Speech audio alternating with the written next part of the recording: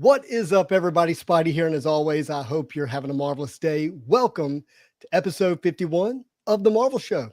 And I'm here with my friend, the co-host, the one and only Manu, the 9.9 newsstand. How are you?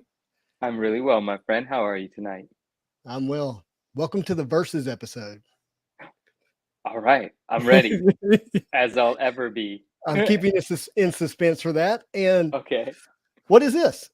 Is that a cow? A Dalmatian? Wait, no, that's Spot. That's my first big. So this look right here, so you guys know, this is my millionaire billionaire look because I have a big market on Spot's cards. So post them on eBay. I'm gonna be the most sought after collector. If you haven't seen the newest episode of Into the Spider-Verse, you might miss my reference there. That's what Miles says when he first sees Spot. Are you like Dalmatian or a cow? I don't even remember that. Dang. Well, that's all right. I love it. We do have another guest, the one and only Naj. Are you kidding? Are you kidding? Naj, what at all? Oh my gosh, you're all here. I'm so happy. I missed you all so much. Like, it's crazy how it's worked out. Like, I just missed it just literally 2 minutes ago. I was like, send me the link. And I didn't even know that sketch is going to be here. Oh, I'm so thrilled. Like, wow. This is awesome. Yeah, I missed you all. Speechless. Well, Manu, what's funny is she's actually been in the backstage the whole time. I'm still alive. Way, that's so funny. Oh, it's so good to see you. Oh my god. This is so awesome. What a surprise. I wanted to surprise you, but then I was surprised, you know? That is so good. Oh gosh. Justin did double surprise. I broke a sweat just now. This is awesome. Manu, you'd have woke up with your face onto the carpet. You wouldn't be any more surprised than you are right now. Wait, I missed it. Like, I don't know exactly what Justin said, but yeah, that is from Christmas Vacation. That's what he says when Cousin Eddie shows up. Cousin Eddie. Oh, okay. It's been a while for that movie. Hello, everyone. We've got so many friends. There's friends with us. There's friends with us. I mean, what more could we ask for? Naj, what more can we ask for? Oh my gosh, I missed you all. I missed everybody. I was away for so long. I don't know what's happening anywhere about anything. So hi, everyone. If you don't know, Naj lives in the UK, so it's in the middle of the night over there. After midnight, it's 1 a.m, but I will stay for a shorter time. Just I'm going to say hi to everyone, and then I'm just going to. All right, we're going to get through some of these comments. Justin McNeil, do they open cards on most of these YouTube podcasts? You never know what we're going to do, but it often involves opening cards. That is true. Right. Yep. We got Jake here. How's it going? Jake, what up? Wait. Oh, Jake. Very nice to be friends with you. And thank you for the kind words on Twitter. I have to thank you again for that. Thank you. Telling you, I'm enjoying Twitter. It looks like you are, over there, but it's some fun stuff for Marvel cards. I was touched that some of my energy made it into that comment, and I'm not in Twitter, but I was like, look at this. That's amazing. Yep. Are you telling me I need to be on Twitter as well? Like, oh gosh. Nope, not telling you to do that. but I'm just having fun over there. Justin's taking a hit for all of us. Justin's even on Twitch. He streams on Twitch. He's got Discord. He's on Twitter. Everywhere. There's a social media multiverse. Justin is everywhere. Multiverse. Yes, that's exactly right. Have you guys seen the new Into the Spider-Verse trailer? I haven't seen the new one. No. There's a new trailer, or yes. Okay, it just dropped like 14 hours ago or something like that. And West Coast Avengers. Quite blown away by the trailer myself. I don't know about you. Are we able to watch it live, or is that a problem for the channel? We can watch it, but I think if I turn on the audio, it's gonna not be good. Yeah, we'll watch it. We'll watch I am going to bring up a couple of images I want to show you. I want to show you specifically, Manu. Rohan back in the game comic says Manu don't know what a trailer is. that's probably true. What's up, my man? So there was a conversation last night on the Unbound Roundtable episode, which was people were going to ask you wrestling questions, and if you knew the answers, I was going to kick you off of the show. I like that. That's a nice reverse thing. Yeah. I could play that game. Know the answers to wrestling and still. Sorry, Dave. Sorry, Dave. Love you. Yeah. So look here. I'm gonna pull up these images here. Give me just a second because I just thought they were super incredible when it comes to Into the Spider-Verse. So let's do this and window. Look at that image. Yeah, I actually saw this floating around the gram today. Very cool. I mean, that's legit how we remember him. That's exciting. So I was very happy to see that that's going to be in a movie. Oh, I mean, the Scarlet Witch that we, at least my age, I would think love and appreciate, right? And then there was one other that I don't know. I really like this one. Let me pull it up. Russell, why are you blocking Naj? Russell, what's that about? All right, we fixed it. Sorry, guys. And look at 2099. Beefcake. Oh yeah. Absolute Miguel O'Hare. It's straight beefcake in this. In this. I'm pretty excited about it, and the fact that and I'm not gonna spoil it. If you don't watch trailers and that kind of thing, but to really go after the how would you say it? The with great power comes great responsibility, being what appears to be the main theme of the second movie. Really exciting. Really exciting. I'm this very is going to be such a good film. Yeah, definitely. Dave, I'm enjoying Twitter. Said almost no one. Well, whatever. It's a new age. It's a new age. Hey, you know what? They do say that Justin looks like Elon. So doesn't it make sense? I got that recently. Somebody's like, "Why am I watching Elon break a box of cards or something like that?" Oh, no, you don't. No, you don't. No, you don't. I'm not a fan of that, guys. I'm sorry, I didn't mean to ruffle any feathers. I can't decide what people think I look like. I'll never show you my chest tattoo that says "I love Elon." Well, let me tell you something. My husband recently got a Tesla. A Tesla. And okay, cool. I am finding it very, very, very difficult to admit that I like anything about it. It's extremely difficult for me. Extremely. Well, difficult. is he happy with it? Your husband? No. The Tesla. He doesn't like it. Well, it's he has to drive a lot for work, so its battery is not enough for that. So he has to charge it a lot. Oh, that would not be fun. Yeah, so it's not very convenient. It's his company car, but. Hey Manu, did you see the spider therapy shot that I put up on Instagram? No, the spider. Oh, you have to go check it afterwards. It's pretty cool. What? Okay. But we've got a lot of stuff to talk about. So, Sketch Card Hive, you have some big news that you were part of breaking earlier today. Why don't you tell us about that? That's right. The CGC Pop Report is up. Nice. It's finally here. Yes. So that is here. So hopefully it gets better and better. Registry comes up. All the cool stuff is done. And it starts building up in the right way. I'm excited, man. Been a lot of work to finally get that thing up there and for people to finally see it and have some record of how cards, how many cards are graded at what and so forth. And it should really help people with collections. And then the registry should come up soon. And that's going to help. I mean, to see it on there is so crazy. Yeah. So we got Pokemon, we got Magic the Gathering. Let's look at this. 2.3 million Pokemon, 109,000 Magic, 29,000 Marvel, and whatever Pokemon Tops is, 24,236. It's got its own pop report. Yeah, that's interesting. But almost 30,000 Marvel cards already graded. And that's going to be September to now. So 7-8 months. Ooh, that's a lot. It's a lot. That's a lot. A lot. That is a lot. And what a beautiful 9 here that they and I only have maybe 40 surfers, so it's not all me. Oh, really? Okay. You sure it's not all you? Okay, mostly it's me. Okay. I know for a fact that I definitely contributed. That's for sure. But look at this. Okay, tell us about this, Fausto. Loving this. Yeah. So trying to I put Naj's favorite. Naj's 66 Donruss faves. And Manu's favorite up there. I couldn't put Spidey Crotch. I tried, Manu. I am so sorry, man. I love that you're referencing it, and that's all right. That means the world to me, my friend. That means the world to me. That means the world to me. The Spidey crotch is alive and well. Yeah, it's a beautiful thing.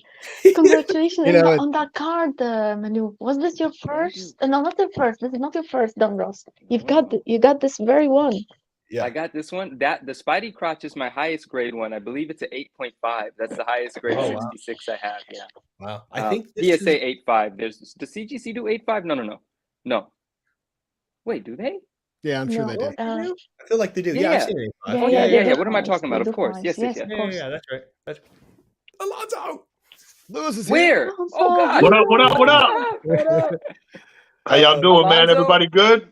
Good, man. How are you? Naj, meet Alonzo. I think this is your first time together. How you doing? Nice to meet you. Nice to meet you. What you guys getting into? We're looking at the CGC Pop Report.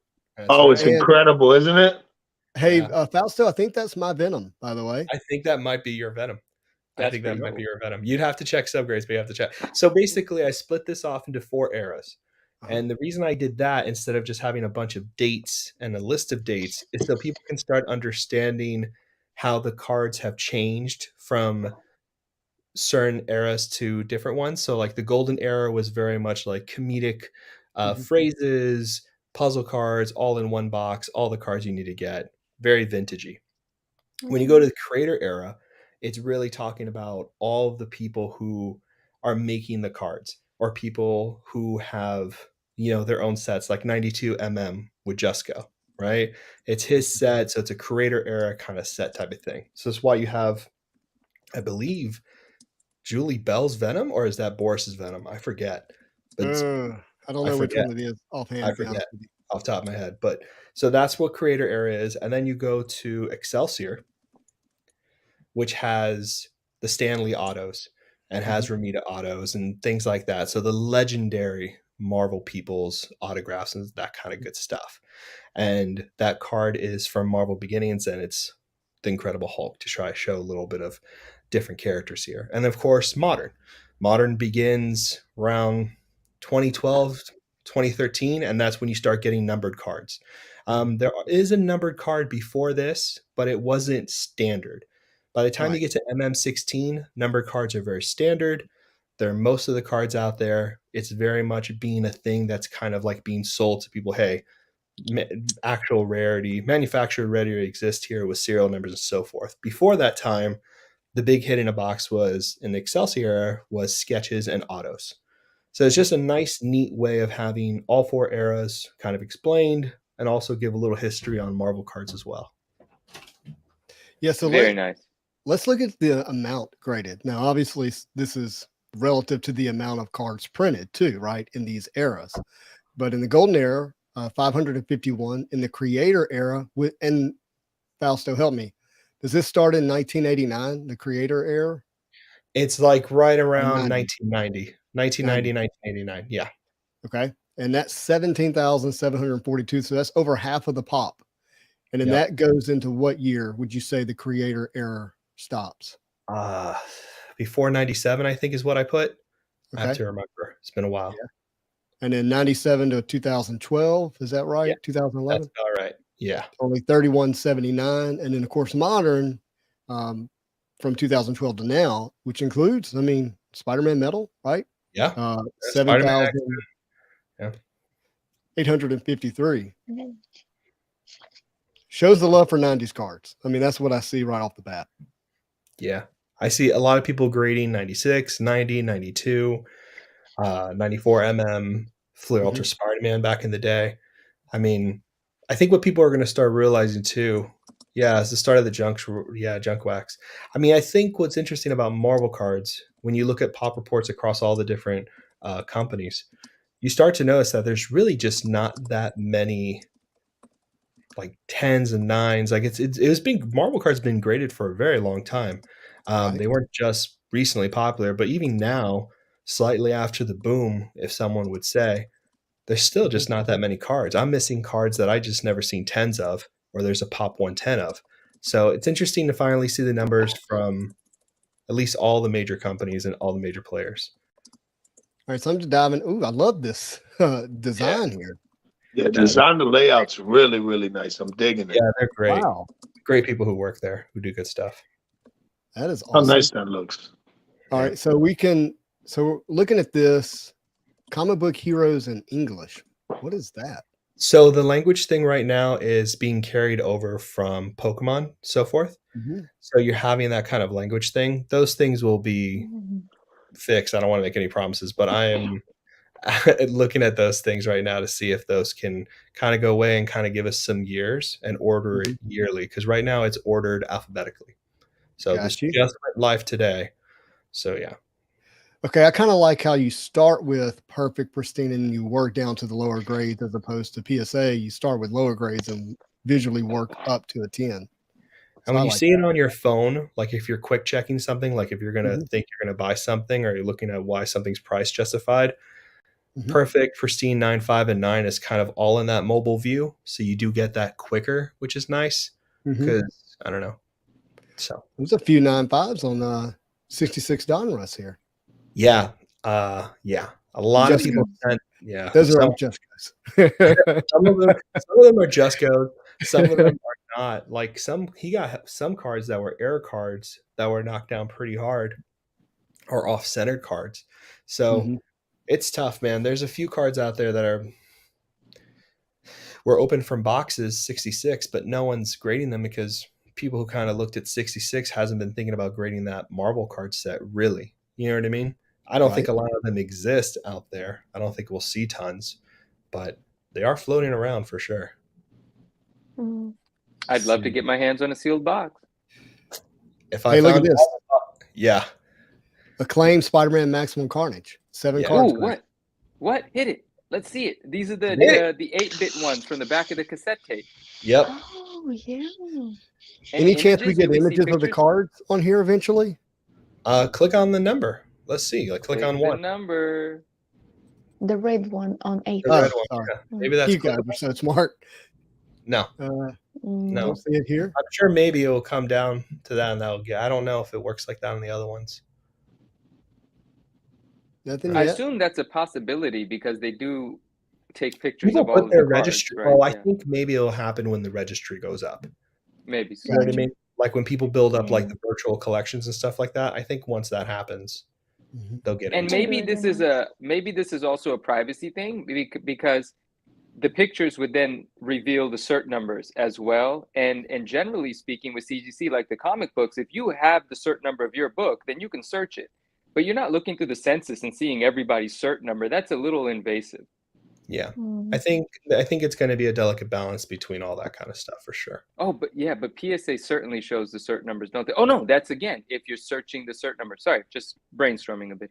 No, I like it. I love it, actually. A lot of Premier Edition, which is pretty cool. That is cool.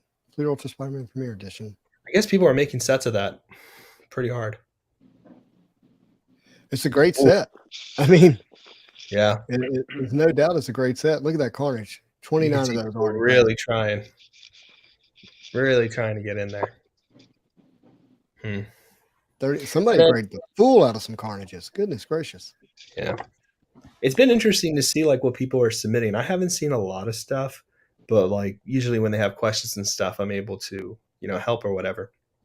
But it has been really cool to see what people put out there. All right. So the Gold Web does have 3 pristine 10s. Okay. No. Yeah. Did I read that right? Hold on, let me go back. Yeah. Oh, yeah. I think that's pristine. Yeah. Okay. We just got to remember the columns here. So it has 3 pristine 10s. Okay. The empty column will always be the perfect 10. There we go. Let's see if there's one. I haven't seen one yet. I don't see one either. No. I know who has a perfect 10, and it's a Spot. I think that's a pristine. Is it a pristine or is I thought you scored a perfect. I think you scored a perfect. We're about to find out. It might be a perfect. So that's going to be 2017, and it's going to be under F, right?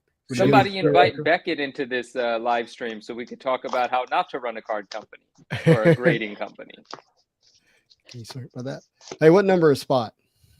Number 1. Is it really? I don't remember. That's hilarious. I'm just looking for the Oh, perfect. I saw perfect. I saw one. Here it is. Oh, there he is. Oh, and And it's a rainbow Oh, foil on it's top of that. Look at that. 10, 10, 10, 10, 10. awesome. Just in time for the spec.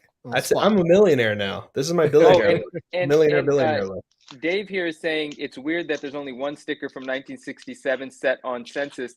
And I want to also, for Dave and for us, a few weeks ago or last week, he was asking what was the first year of the stickers. And most everyone said it's 76, not 67. Afterwards, we had a conversation. He showed me some stuff. 67 does have a sticker set for Marvel. Wow. What country is that? Is that a U.S. release? Oof. If I knew, I don't anymore. I'm sure he's right. He's a smart guy. I'm sure I just don't remember, which is, Surfer's first card was 76. Sometimes they get a little wonky on things that come before. Right, exactly, right?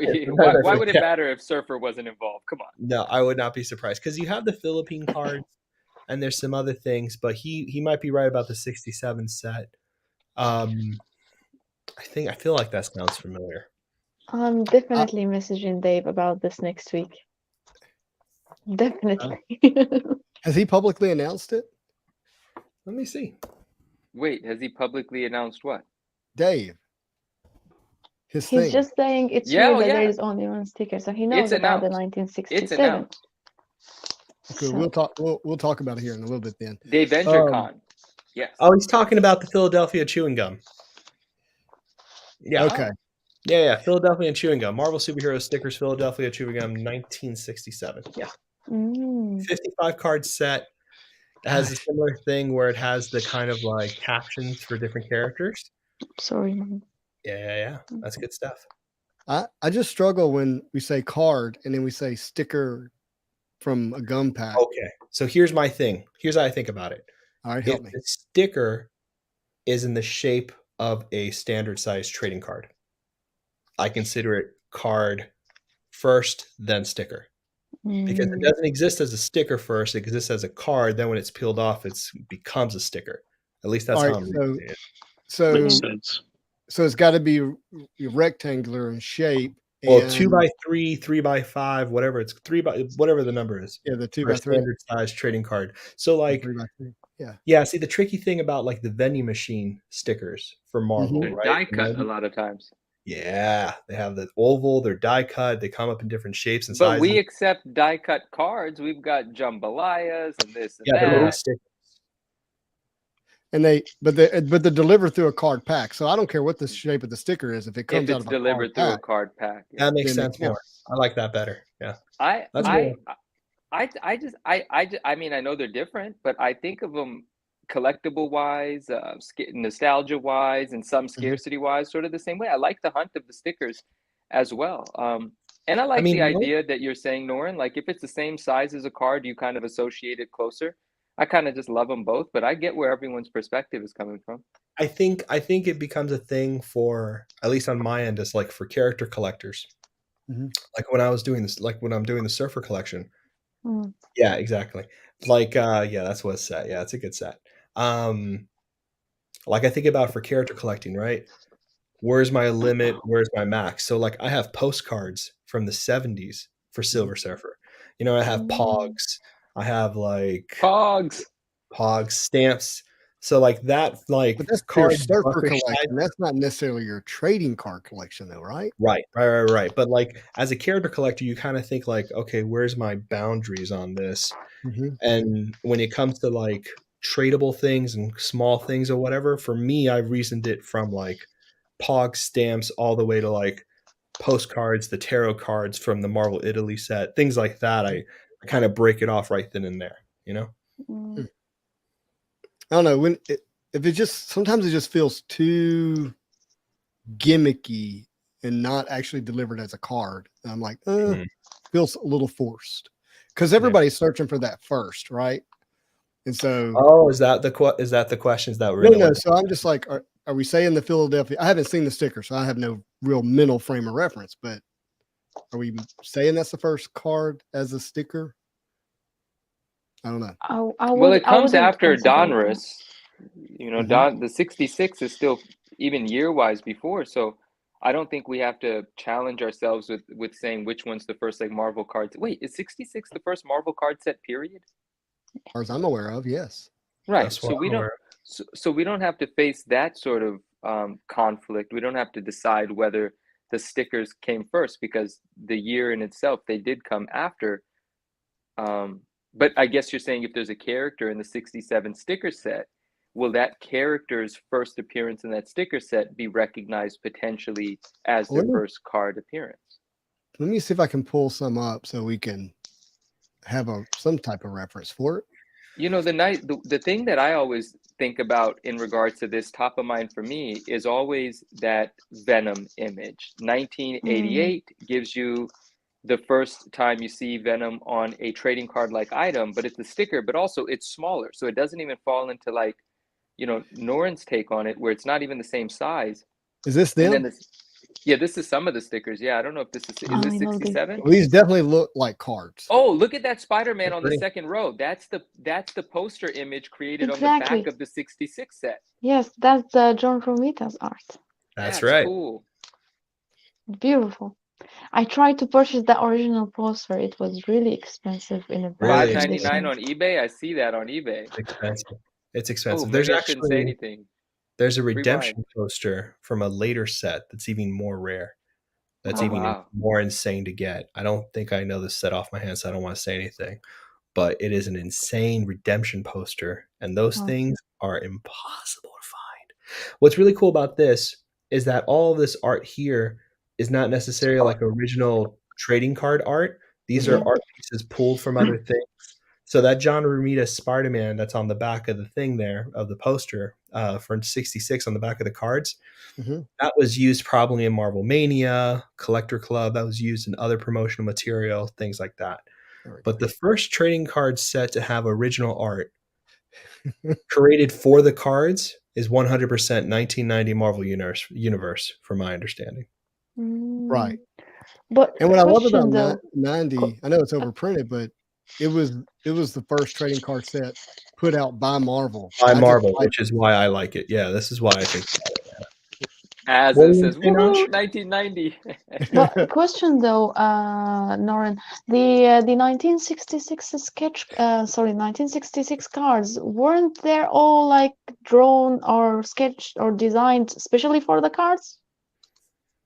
No, they're stenciled. So they're stenciled from certain books. They're copied over. So some of them, I could be wrong. I don't know everything. I could be wrong. No, because the question is because the funny, remarks on them. This is why. Yeah, well, I mean, the characters themselves are not doing anything funny, but the funny remarks would be like copyright, like from the company and stuff like that. Like if you look at this, you know what I mean? Like that Hulk image or that Iron Man, that Captain America image. No, lady, this isn't your trash can lid.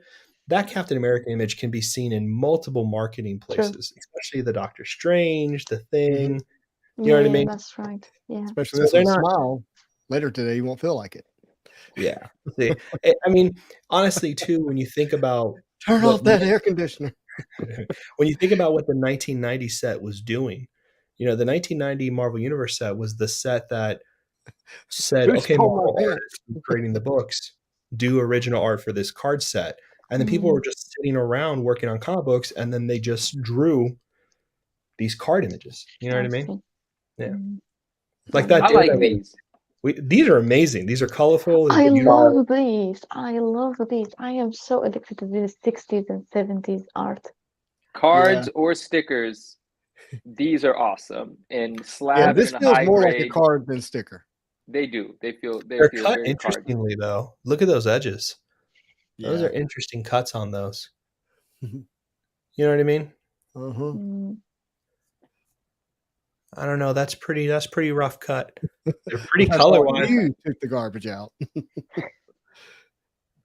What? My father can lick your father? Oh, like beat him up. I'm so glad you said it. I was like, yo, what did you just say? That's right. This big, but it got away.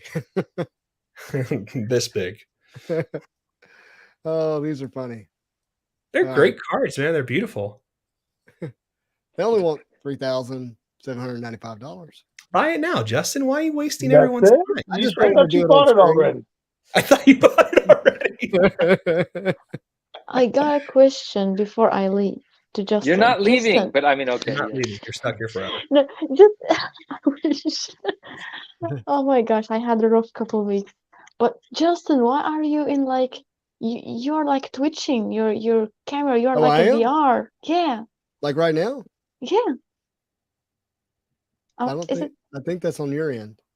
I didn't see only it this you. time. Only you. No one else. Only you. He's the only one related to Elon Musk. What do you expect? The Spidey sense. You're getting the Spidey sense. I've had that happen before, but it was my camera. Yeah. Naj must stay forever. That's right. Oh, thank you. Shelton needs sleep. My friends. My gosh, I really miss you guys. Oh my gosh. Well, we've missed you, Naj. Thank you for jumping in and hanging out with us. Thank you for letting me come over to say hi. I'm going to take this opportunity since you're not opening a new discussion and leave. Well, I'm still working tomorrow. We have like the students have their Easter break, so I am not teaching, but I have to do loads of marking and feedback. Anyway, I have to go to sleep so I can wake up. Fine, I'll deal with all the men over here. Nice to meet you. Nice to meet you too, Alonso. Next week I am off, so I will be able to stay longer maybe. Yeah, come see us for episode 52 next week. Yes. I'm glad to see you guys. I hope you have a lovely night chat, and I will try to stay in the chat for a little bit, and I will see you soon. See you soon. Get some good rest too. Bye. Thank you. Thank you. Bye. All right, guys. Thanks for Naj for hanging out with us. Always good to see her. But I did want to go into discussion about the upcoming sets that we have. We've got 2023. Where did Mando go? Where'd the Mandalorian go to? Oh, he'll be here in a second. Bathroom break. Well, we got 2023 Upper Decks Marvel Anime Trading Card release. This is from Go GTS, which is one of the major distributors of Marvel cards. And I really liked how they put this out here. But if you're familiar with Marvel Anime, Peach Momoka did the first set back in, I think it was 2020. And I think they've been working on this set for a little bit now. I don't know if it was supposed to come out in 2022 and it just now come out, but this kind of came out of nowhere. We've seen the sketch card, so we knew we were getting this set, but we had not seen any of the product images. So it was really awesome for this to pop up. And let me get to the sell sheet here. Can you guys see that? Yes. Yes, perfect. Sweet. What I found pretty interesting about this is we don't know who the artist is. The 2020 anime set was original art, all done exclusively by Peach Momoka, who since then, she was already big. That's why she was the artist. But since then, she's really blown up, right? I mean, she is, highly sought after especially when it comes to doing Virgin comics, variants to comics. But with this set, let's see if it's here. It says it's somewhere, but it says actually that the various artists that are doing this. Yeah. And you can see in the art that there's definitely multiple artists. But we don't know who. At least I haven't heard. I did reach out to Upper Deck. Here, I think it's right here. No, that's not it. I did reach out to Upper Deck to see if they would let us know who the artist is. For obvious reasons. You might want to grab that Moon Knight original art if it's available and not digital, And that Moon Knight looks hard too. I'll tell you what, as far as artwork, I feel like this set is just another notch up. Like overall, like the entire set looks like a big upgrade as far as art and everything across the board than the first one, in my opinion. All right, so it looks like Billy has some information. He says that it's 5 different artists. Billy, do you know who the artist is by chance? Oh, that's cool. And are they going to be? Is it going to be like mixed throughout the set? Are they going to have their own, like, one's doing the Avengers, one's doing the X-Men, one's doing Spider-Man? Is it going to be like that? I'd be curious. But it's hard for me to tell what's consistent. Like, are these the same artist? Yeah. But I did speak with Peach, and she confirmed that she did not do any art in this set. And what we're seeing here with the wood blocks, this is definitely just reused art from volume 1, and we won't see any new art from her inside. I hope that's just template too. I hope they have like someone who did the art for the wood stuff. I'd be cool to see Peach's stuff on there in another insert. You know what I mean? But I think it's cool if you collected Kitty Pryde or Ghost Rider here. It would be like an additional. I know people like the word parallel, but I actually think it's kind of a collectible thing if you're chasing a character to be able to add a parallel, but in another set. I actually think it's pretty fun. That's totally different, in terms of the makeup of the card. Yeah, the makeup of the card looks cool. I'm excited about that. I hope it looks really good. Now they're doing these, I don't know, wood cards. Look for wooden cards featuring Peach Momoko's original art. They're doing these wood cards in Star Wars, right? Yeah, we saw them in Star Wars. I think Dave them up. Dave pulled one. I remember that. Yeah. That would be cool, like a nice stamp, like an engraving with his actual like texture to it. That'll be cool. See, they say Peach Momoko original art for these, and she didn't do any new art for the set. It's from, it says from Anime Volume 1. So I guess so. Why even say original art? Yeah. Peach Momoka reused original art from Anime Volume 1. That's what I mean. It just seems like, yeah. Yep. But I really dig this booklet here, man. Yeah. Booklet is amazing. And that art. Justin, can we just handle a friend's request real quick? Yeah, what's that? I don't want. I mean, just make me big for a split second. I just want to show him the hoodie. Oh, hold on. Yeah. Please. Let's gotta do that, and we gotta do this, and we gotta do that. There we go. We are Venom 40. This is the hoodie. It's like the animated series Venom. I bought it on eBay, and then on the sleeves it says Marvel in really cool pastel colors. So I love it. I had to have it. I bought it on eBay. It is a Marvel licensed product. I don't know where it originally came from. I hope that's helpful. And thank you, my friend. I appreciate. Thanks, man. And I appreciate the kind words on the background as well. We're symbiotes around these parts. So yeah, you get it, my friend. You get it. So thank you. He does get it. But again, I really like this booklet here. I like the art on it. I think that's great. Oh, beautiful. Very nice. Now, Fausto, you I know at some point you had some of these capsule cards. I've opened a few, but are you a fan of them? Do you like them? What do you think about them? I like them a lot. I don't understand why they have. I mean, I know thematically why they come in the capsule thing, so that makes a lot of sense because vending machines are very much part of anime and the culture, and very kind of indicative of that kind of stuff. But I really like them. They're high quality. They're nice. They have a little foil on them. The only thing that worries me about these is that it looks like the image on some of these are just items instead of actual. Oh no, that's certainly the case. That is Bullseye's. Well, that's Gambit's card. He's throwing. Oh, no, that's there. I got it. It's Bullseye. Bullseye. If it was Gambit, I actually might like it. But that's Moon Knight's Crescent Dart, I think is what it says, and America Chavez's jacket. So you get 3 little minis in one of those instead of one? Just one? I think you just get one mini card in the capsule if it's the same as Anime Volume 1. I don't think that's clever. I don't think that's a great idea to put like an object on that because that could be the hit of your box and it's of an object. I don't know if I'm a fan of that. Hey, Norin, some quick feedback here on the pop report, and this is good. This is from our friend Rohan back in the game comics. He says, Fausto, scanning the CGC pop report, very nice. I do wish on the page where it lists the era that it also put the years because he's not familiar with that. Yeah, wouldn't that be in parentheses make sense to be there? It should be there. Yeah, it should be there. So I've hit him up. Thank you so much for that. And please let me know. You can DM me anything at all about this stuff. The year should be there. I'd rather them be organized by year than alphabetically. I think some of the issue of this was that the system that has Magic and Pokemon is already kind of like nailed in there. So when they did the Marvel stuff, it kind of is taking those things. So yeah, I they think didn't start from scratch. I think they're going to have to like redo some things and, tweak and stuff like that. But I agree 100%. I like the years instead of it going alphabetically. And I think it'd be good for the eras to say the years as well. So you know where to click, which was my original intention. So them not being there is kind of a bummer. That'd be great. And before we get too far, I want to clear up a mistake I made. We Are Venom. You were talking about me recognizing your symbiote background in the box opening that you did with Justin. Mm-hmm. Yes, I'm glad I noticed that. That was very cool. Nice touch.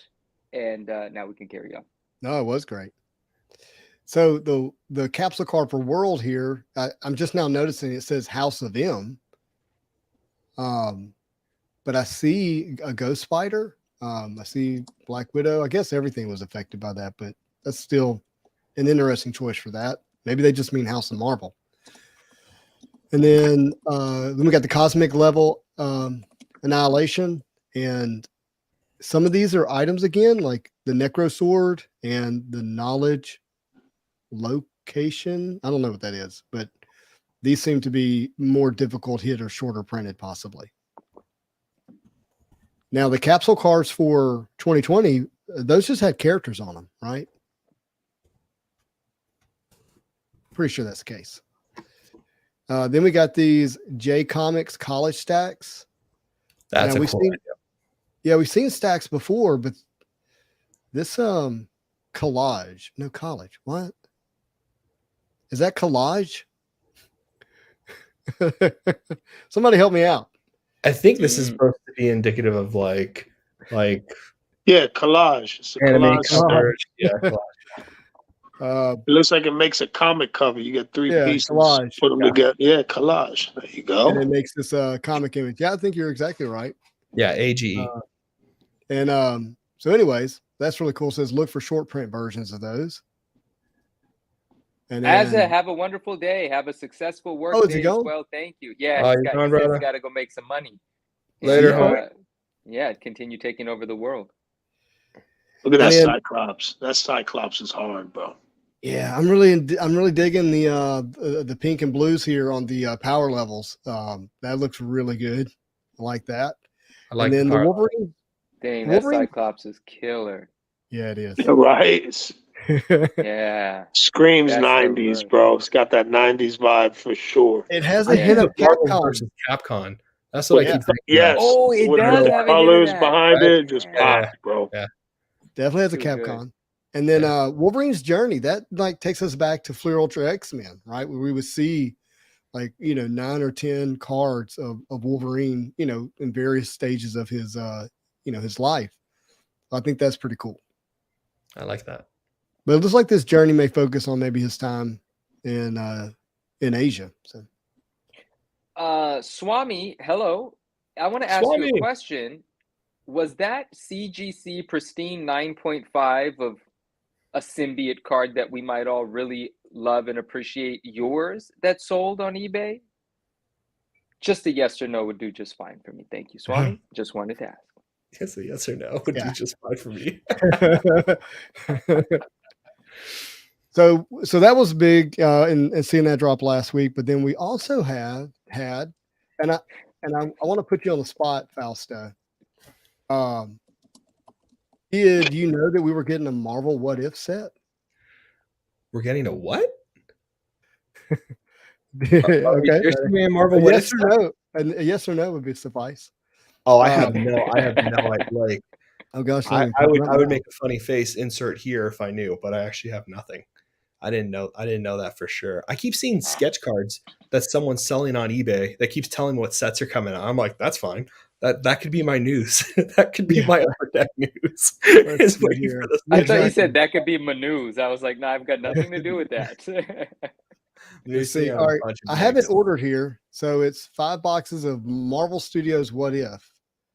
But for some reason that is not popping up when I search for it now. I may have to go to Steel City. Oh, maybe you got something they were supposed to show. Well, I mean, it popped up in more than one place. So well, I think the first What If cards were the ones given out at the Comic-Con in San Diego. Was that right? All right. Oh, look at that. Yeah. So what if from Marvel Studios says, release date. We all know that's, as it says, subject to change, right? Now, what was fascinating about this is, and can y'all see the Steel City page? Is it still up? Yes. Okay. Content highlights. What if Upper Deck created a set filled with exciting tech cards from multiple Upper Deck brands and themed them to the impressive storytelling of Marvel Studios' What If Season 1? The outcome would be nothing less than stellar, and collectors will be taken back by what this set has to offer. Now listen to this, Faust. Acetate cards, clear-cut chapters, 81 card set following each episode, acetate originals with 18 character cards, Marvel Masterpiece Battle Spectrums with 2 characters battling it out from the series. So what if there were Marvel Masterpiece Battle Spectrums that included the characters from season 1? So we got Marvel Masterpiece inserts. What if zombies, highlighting the zombie characters of episode 5. Black Diamond cards using the design from Upper Deck's Black Diamond. So look for Stone Relic versions, which we know we have the Infinity Stones in the episode. So Black Diamond. And the Chase big hits are the Infinity Ultron die cut metal cards, Frozen in Time plexi cards, jambalayas. Again, what if zombie cards that glow in the dark? Dibs. Pack hits, dibs. Pack hits on average are 3 base cards, 1 Upper Deck flagship card, which I'm assuming maybe is the Masterpiece or the Black Diamond. I don't know. 1 clear cut chapters and 1 additional chase cards. Box hits on average are 3 acetate originals. Let's see what else. Each box? So listen to this. What's that? How much was each box? $119. I don't know. Box hit on average. Box hit on average. 1990 Marvel Universe Dimension Parallels, 3 medallions, 2 Watcher sight cards, 2 serial number cards, 2 to 3 possibility parallels. Chase hits on average, 6 Battle Spectrum cards, which I think is referencing the Marvel Masterpiece. 1 What If zombie cards, 3 Frozen in Time plexi cards, 1 Infinity Ultron card, 1 holographics card, 1 jambalaya or Black Diamond relic, 3 Black Diamond base cards, and 2 low number serial numbered parallels to 100 or less. And the opening price was $117. I put it on the news. They promptly took it down off of David Adams the next day. But isn't that nuts? Mine. Huh? Mine? Coming soon. That's garbage. So here's the thing. I think the reason I didn't know about it, maybe I'm not speaking for you, is there was no sketch cards in this. So there was no leaking outside of UD's walls in that sense. Okay, so a couple questions then. Okay. So are these going to be designed cards that will harken back to Black Diamond, Marvel Masterpieces, or are we looking at a buyback sitch? I think we're looking at a redesign and a callback, similar to remember the Deadpool set? And the Deadpool had him interjecting on particular card images and stuff like that. Is that kind of what we're doing? That's kind of interesting. The way I read this is, what if Upper Deck use these iconic brands and use them inside of the Marvel Studio What If characters? So that means it's those characters from season 1 mixed into these types of cards. Exactly. All right. So what characters do we have? Captain America Zombie is going to be interesting. Well, yeah. We have Spider-Man as Doctor Strange, basically, right? Right. You have all the normal Avengers. You got Hulk. You got Zombie Hulk too, by the way. You got Wanda Hulk. It's really. Let me pull up season 1.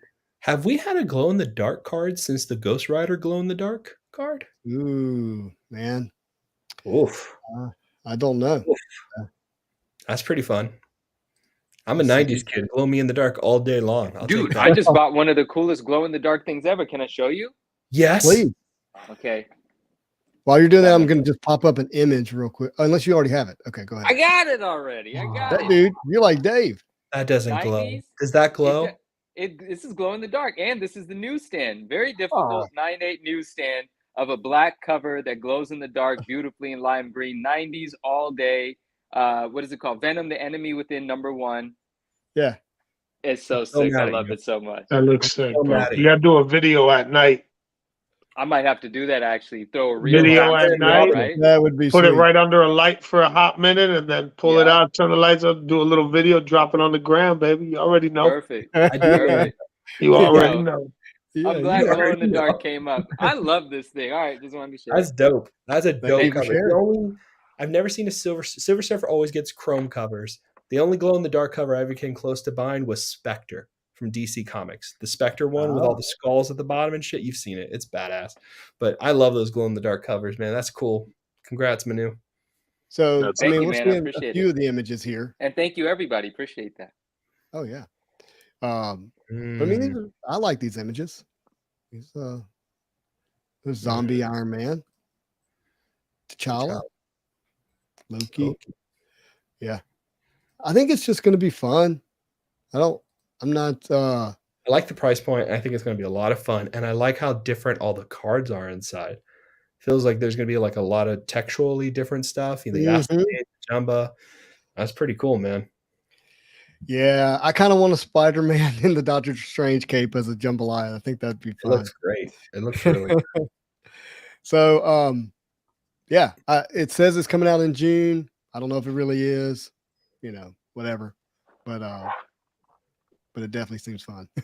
Turn out the light, Manu, is what they're saying. There's too many lights, man. Like, we might get to after dark in about 3 hours, but there's literally 7 lights on, so it's not gonna happen. That was Justin's excuse too. Justin's like, I can't turn everything off. You know how much time it takes to turn it all on?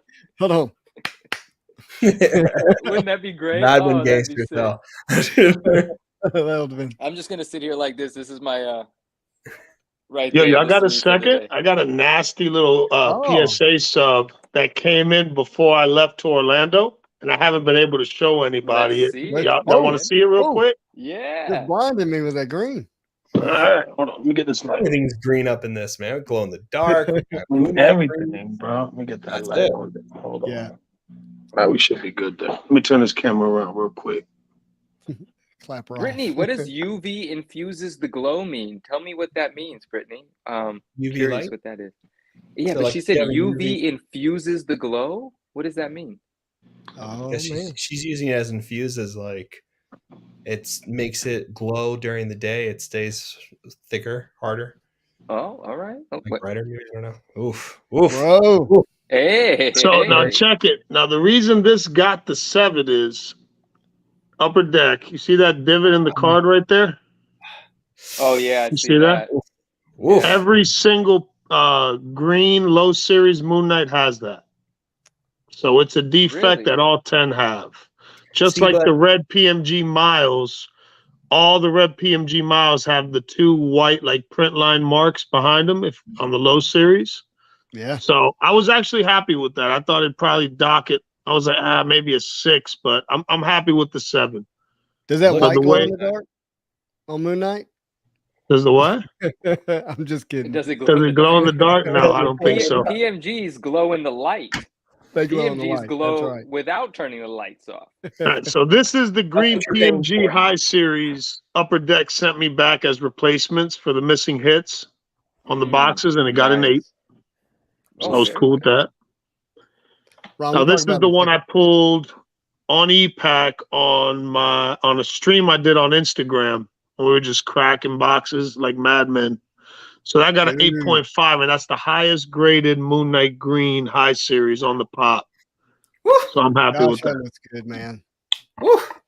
Did they upcharge you on those? If you don't mind me asking. Out of all of these cards, and it's crazy. They only upcharged me for 1 card out of all of these. Wow. They didn't upcharge me for this. They did. PSA 9 Green Black Panther. That's the highest one. It's pop 1. That looks good, man. And I love it. Yeah, I love this card. Shout out to the homie that I got it from. I forgot his name. I got it on Facebook. We're good on the trade we arranged, right? Like you're not backing out on me, are you? I know this is up Manu's alley. Manu's gonna get excited for these next 3 cards. Oh, all right? damn. Okay. You ready? Okay. Yeah. Let's do it. So we got. You already know. Ooh, PSA 10 Platinum Portraits Carnage. Ooh, right there. That's the spot. The Platinum Portraits are great. I love the way they look, dude. Bro, they really pop. There's a surfer. I love that you got a 10 on it. You're never gonna see me again. Yeah, man. No, I love it. All right, so here's the second Carnage. You got another 10? Yeah. Just stacking them. Did I know you? What? Stacking. All right, now you ready? Now this is my favorite artwork out of all of the Platinum Portraits for me personally. Oh, we know what it is then. Yeah. We got 10 on the Venom. They nailed the Platinum Portraits, man. Yeah. They nailed the Platinum Portraits. Nailed them. It's a very subtle card. I can think of one that I'm not super duper fan of, but which one? That one was great. Yeah, that was so subtle. It's like something to appreciate in like a very delicate sort of way, right? Because you can't even see what's going on unless you're actually looking. Did you really? Some people they don't get crazy about this one. I love this. This Ghost Spider. Well, it's funny now that you're holding it up, because that's what I was talking about. Now that I can see the web in her cowl. Yeah, it's nice, man. It actually is better. For like just a headshot, it looks good. Looks good. So that also got a 10. I got real lucky with the sub. Man. And then last but not least. Sorry. Oh no, what were you saying? My bad. No. I'm just gonna respond to Ash's question real quick. I think they said the date is in August, but you never know, right? You don't know when he's asking when the anime set drop. They said August. Oh. I don't know if it'll be true. All right. And last but not least. No, you did not. The Poppy. You got to, bro. He hit that. So I got all sequential 10s on the big Platinum Portraits. That's crazy. Wow. Congrats. That's insane. Oh, that's spectacular.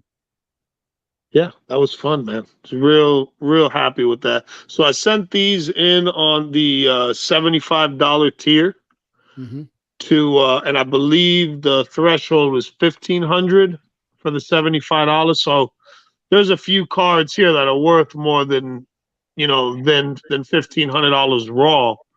And they only upcharged me for the Spider-Man. They upcharged me $125 on the Spider-Man. They didn't even upcharge me.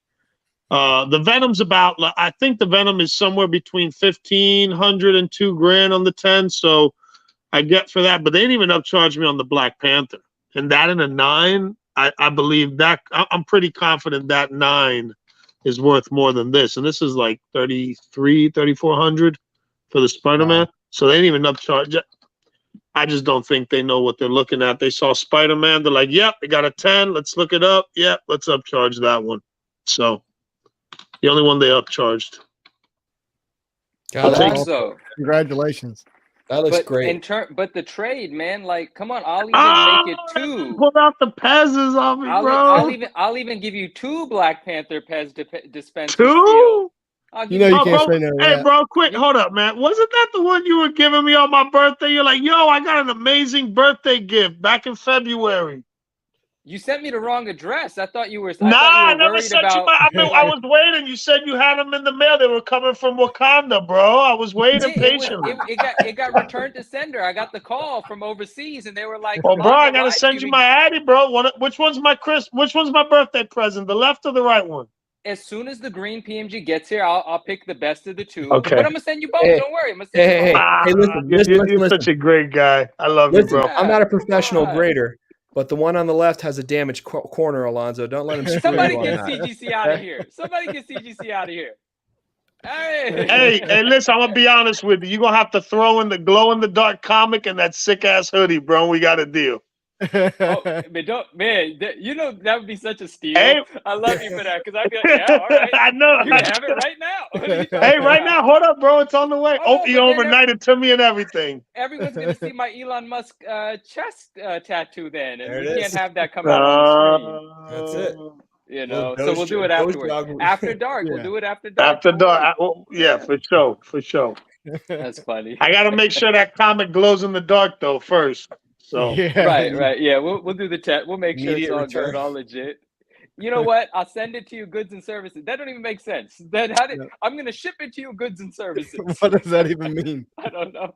The other day, I asked Siri. I said, "Hey Siri, what time is it outside?" Outside? What? Just completely losing my mind over here, trying to get things done on a schedule. You're like, I have no idea what time it is in this house. None. What is the world doing today? I'll tell you a crazy little story real quick, just going off topic, because I have these cards in front of me. I'm just looking at this thing. Mm-hmm. So Saturday night, after we did the stream with Bianchi and stuff, he got a bunch of our stuff, a bunch of our cards signed. We waited to do it for the 2 events, so we did it that night. And I handed him this card, and he didn't even know this card even existed. And it's pretty wild. He told me, I didn't even know that card existed, but he remembers it. It was a comic cover. So let me see. Can y'all see that good right there? Oh, yeah. Oh, yeah. So I got this. Is probably one of the best Mystique cards, in my opinion. Just that card. And I don't collect Mystique, but when I found out that was Bianchi, I was just like, bro, I got to get that signed. So when I handed it to him, he's like, I didn't even know this was a card, but he knew it was a comic cover. So it just goes to show you, man, that Upper Deck, you need to inform your artists a little bit about their stuff, man. And that signature, that's what I was going to say, Bianchi. It's insane with the white. Dude, yeah, with me and Brian, Friday night, we went to this Michael's in Orlando. It was like 8 miles away, but it took like 45 minutes to get to the get there because of the traffic. It was... And we just went in and we looked for the best paint markers, the paint pens, and we bought like 17 markers. We spent like over $100 on damn markers for the event. We got all that stuff signed, and we just gave the markers to Bianchi. We're like, here, take them. You can do them for the future signings. But they came out good, man. They came out really nice. Mm-hmm. That right there. Look at that. My boy likes Carnage. Look how clean that is. Oh, can we make that big real quick, Justin, please? I want to get a look at that. Thank you. That Carnage is gnarly. That was probably the cleanest SIG of all of them that night. MM18. Dude, whose card is that? Who owns that? What do you mean? Like, is that your personal card now? Yeah. These are all my personal cards. Yeah. How amazing does that card look? My God. Orange out of 99, 81 out of 99. It just, with the white, just looks perfect. Now check this out. It's ridiculous. I'll show y'all a couple of them. If you guys got a second. That signature is out of the world. This will be my boy Justin gonna love this one. Hey, that signature makes really good, especially with the matching orange. But do you see the paint mark? Dude, we got the most expensive ones at the store. But dude, the difference that they came out, the colors on them just pop, man. That looks really good. Hold on, let me turn my camera around, bro, because you can't even really see it good. Hold on. I mean, it's looking good. That's insane. Let's give these bad boys some justice real quick. Look at that glisten on your beard. You just put some oil in there? All these athletes should take a cue from this signer. Yeah, I mean, seriously. Oof. Oh, is this the right angle? Hold on. Oof. Give me a second. He improved that Ghost Spider card, that's for sure. Good proof, good positioning on that SIG too. I like it that it's in the middle. Man. Especially like between her hands like that. That was a good decision. With that orange, it just pops. And he chose a lot of the colors. There was some of them that I told him I'd wanted in this specific color, but like the Ghost Spider, I was thinking about going with the white, but he says, you already have a bunch with white. Let's do the orange and make it, and he killed it because since the artwork is like such a darker artwork for Gwen, it just pops, man. Yeah. So that looked really good. Let me see. Oh, this one looks sick. He didn't know this was a card that he did either. It's the old Rittenhouse Bianchi with that yellow. I don't know that I remember that one. What are we looking at? Was that Sabretooth versus Wolverine? Yeah, Sabretooth versus Wolverine. Wolverine number 53. You got the artist there. This is from Rittenhouse, 2010. Beautiful. Heroes versus villains, right?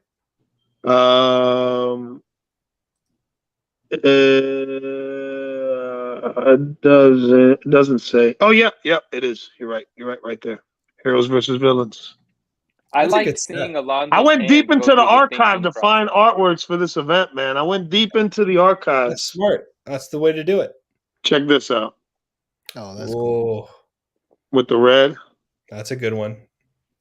And this is also from Heroes and Villains. So I got a couple of those, actually. That looks good. Check this one out. He's the best. This one, shout out to Daniel Dunn. He told me about this card. He's like, you need to get the Wolverine from, what is it, Marvel Beginnings. Yeah. Yeah, so I got two of them signed. Now, are you going to get those graded? Yes, I am. Yep. Eventually, that's coming. Now, this is the one that I pulled with Bianchi at the event. That's awesome. And I did it with the yellow. I think it was a good choice with that yellow. I wanted this one yellow to give it that old vintage costume color. Yeah. Killed it. That one came out good. Put that in his package, Lewis. That what? He said put that in his package. Now, this is probably, besides the Carnage, this is probably my second favorite signature he did. That just looks clean, classy. Just looks very nice. Can we just get them to do autos on these canvases in the set from now on? And give the artist good markers or good paint pens to do it with? But no, don't do that. Paint pens. They should do something really nice. Leave it for markers. We'll be us when we go to these events to meet the artists. We're gonna come with the good stuff. We're gonna show them how we do it. Alonso, now I gotta get some gem. I had to get a gem signed, right? Like y'all already know, okay? Justin's like, good Lord. And he chose the red. I'm like, what color? He's like, we got to go with Spider-Man red. I was like, brother, do what you want to do. Mm-hmm. Had to get that. That one pops. That one pops really well. That's a great card, too. Okay, and last two, I'm not showing anymore. I'm not going to take them more at a time. I'm going to show two more. All the time you need, man. These are great. Okay, so he didn't even he found out about the Venom in the Egg before the event in Flea Ultra Avengers. He didn't even have one, so I hooked him up with a base card. I had like 5 or 6 Venoms. I blessed him with one. He got so pumped at dinner. He's like, "Wow, thank you!" And he's like, the first thing he said when I handed him the card after he thanked me for it, when he's like, "Man, what happened to the damn egg? They cut out the egg, so you can't see the egg." With the texture, the new texture design he developed to give it that egg feel and that texture. So Upper Deck cropped that out. Very sad moment, but it is what it is. So I got a base signed in red. Whoa. Matches the tone. Yeah. Okay. And now this one, he chose the color for this. When I showed him in the green, he's like, whoa, there's a green. So we got the green and the green. Oh, nice. You see? Doesn't pop, but when you see it in person, you can appreciate it. Right. It's awesome. So yeah. I will show him what we're good. That was fun. I'll do one more. Yes, one more. This isn't the one we gave away. This is the one that I had brought with me. The one we pulled already got mailed out. But I did have one of these for the sign, so I had to get that done. Is that the one that Armando won? No. The one Armando won.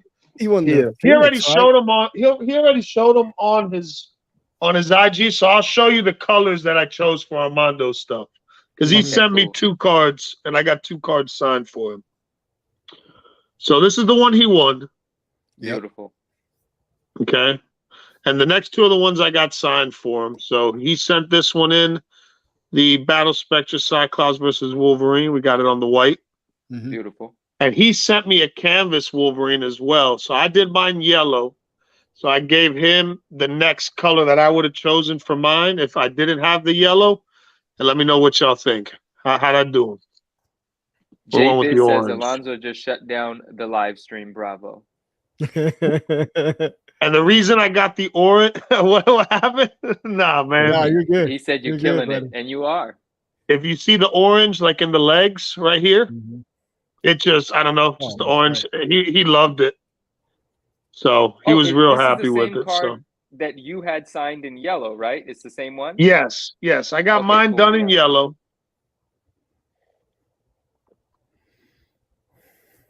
I mean, they both look great. I will be honest. I'm enjoying that orange. I like the color match on the orange. It's the subtle. yellow. It's yellow pops a little bit more, but the orange just looks fly.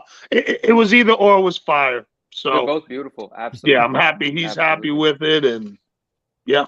Well, I like the yellow. They look great. I like the yellow too. It takes me back to that vintage Wolverine. You know what I'm saying? With the yellow costume, with the Yeah. Hey Lonzo, it's nice that you did some colors, because if it was just left up to like after seeing one of the white ones, you would have just signed everything in white because it looks so beautiful in white. It really does look good. Now I got one more piece I'm going to show you because I haven't done an Instagram thing about it yet. So I'm going to give everybody here the first shot to see it.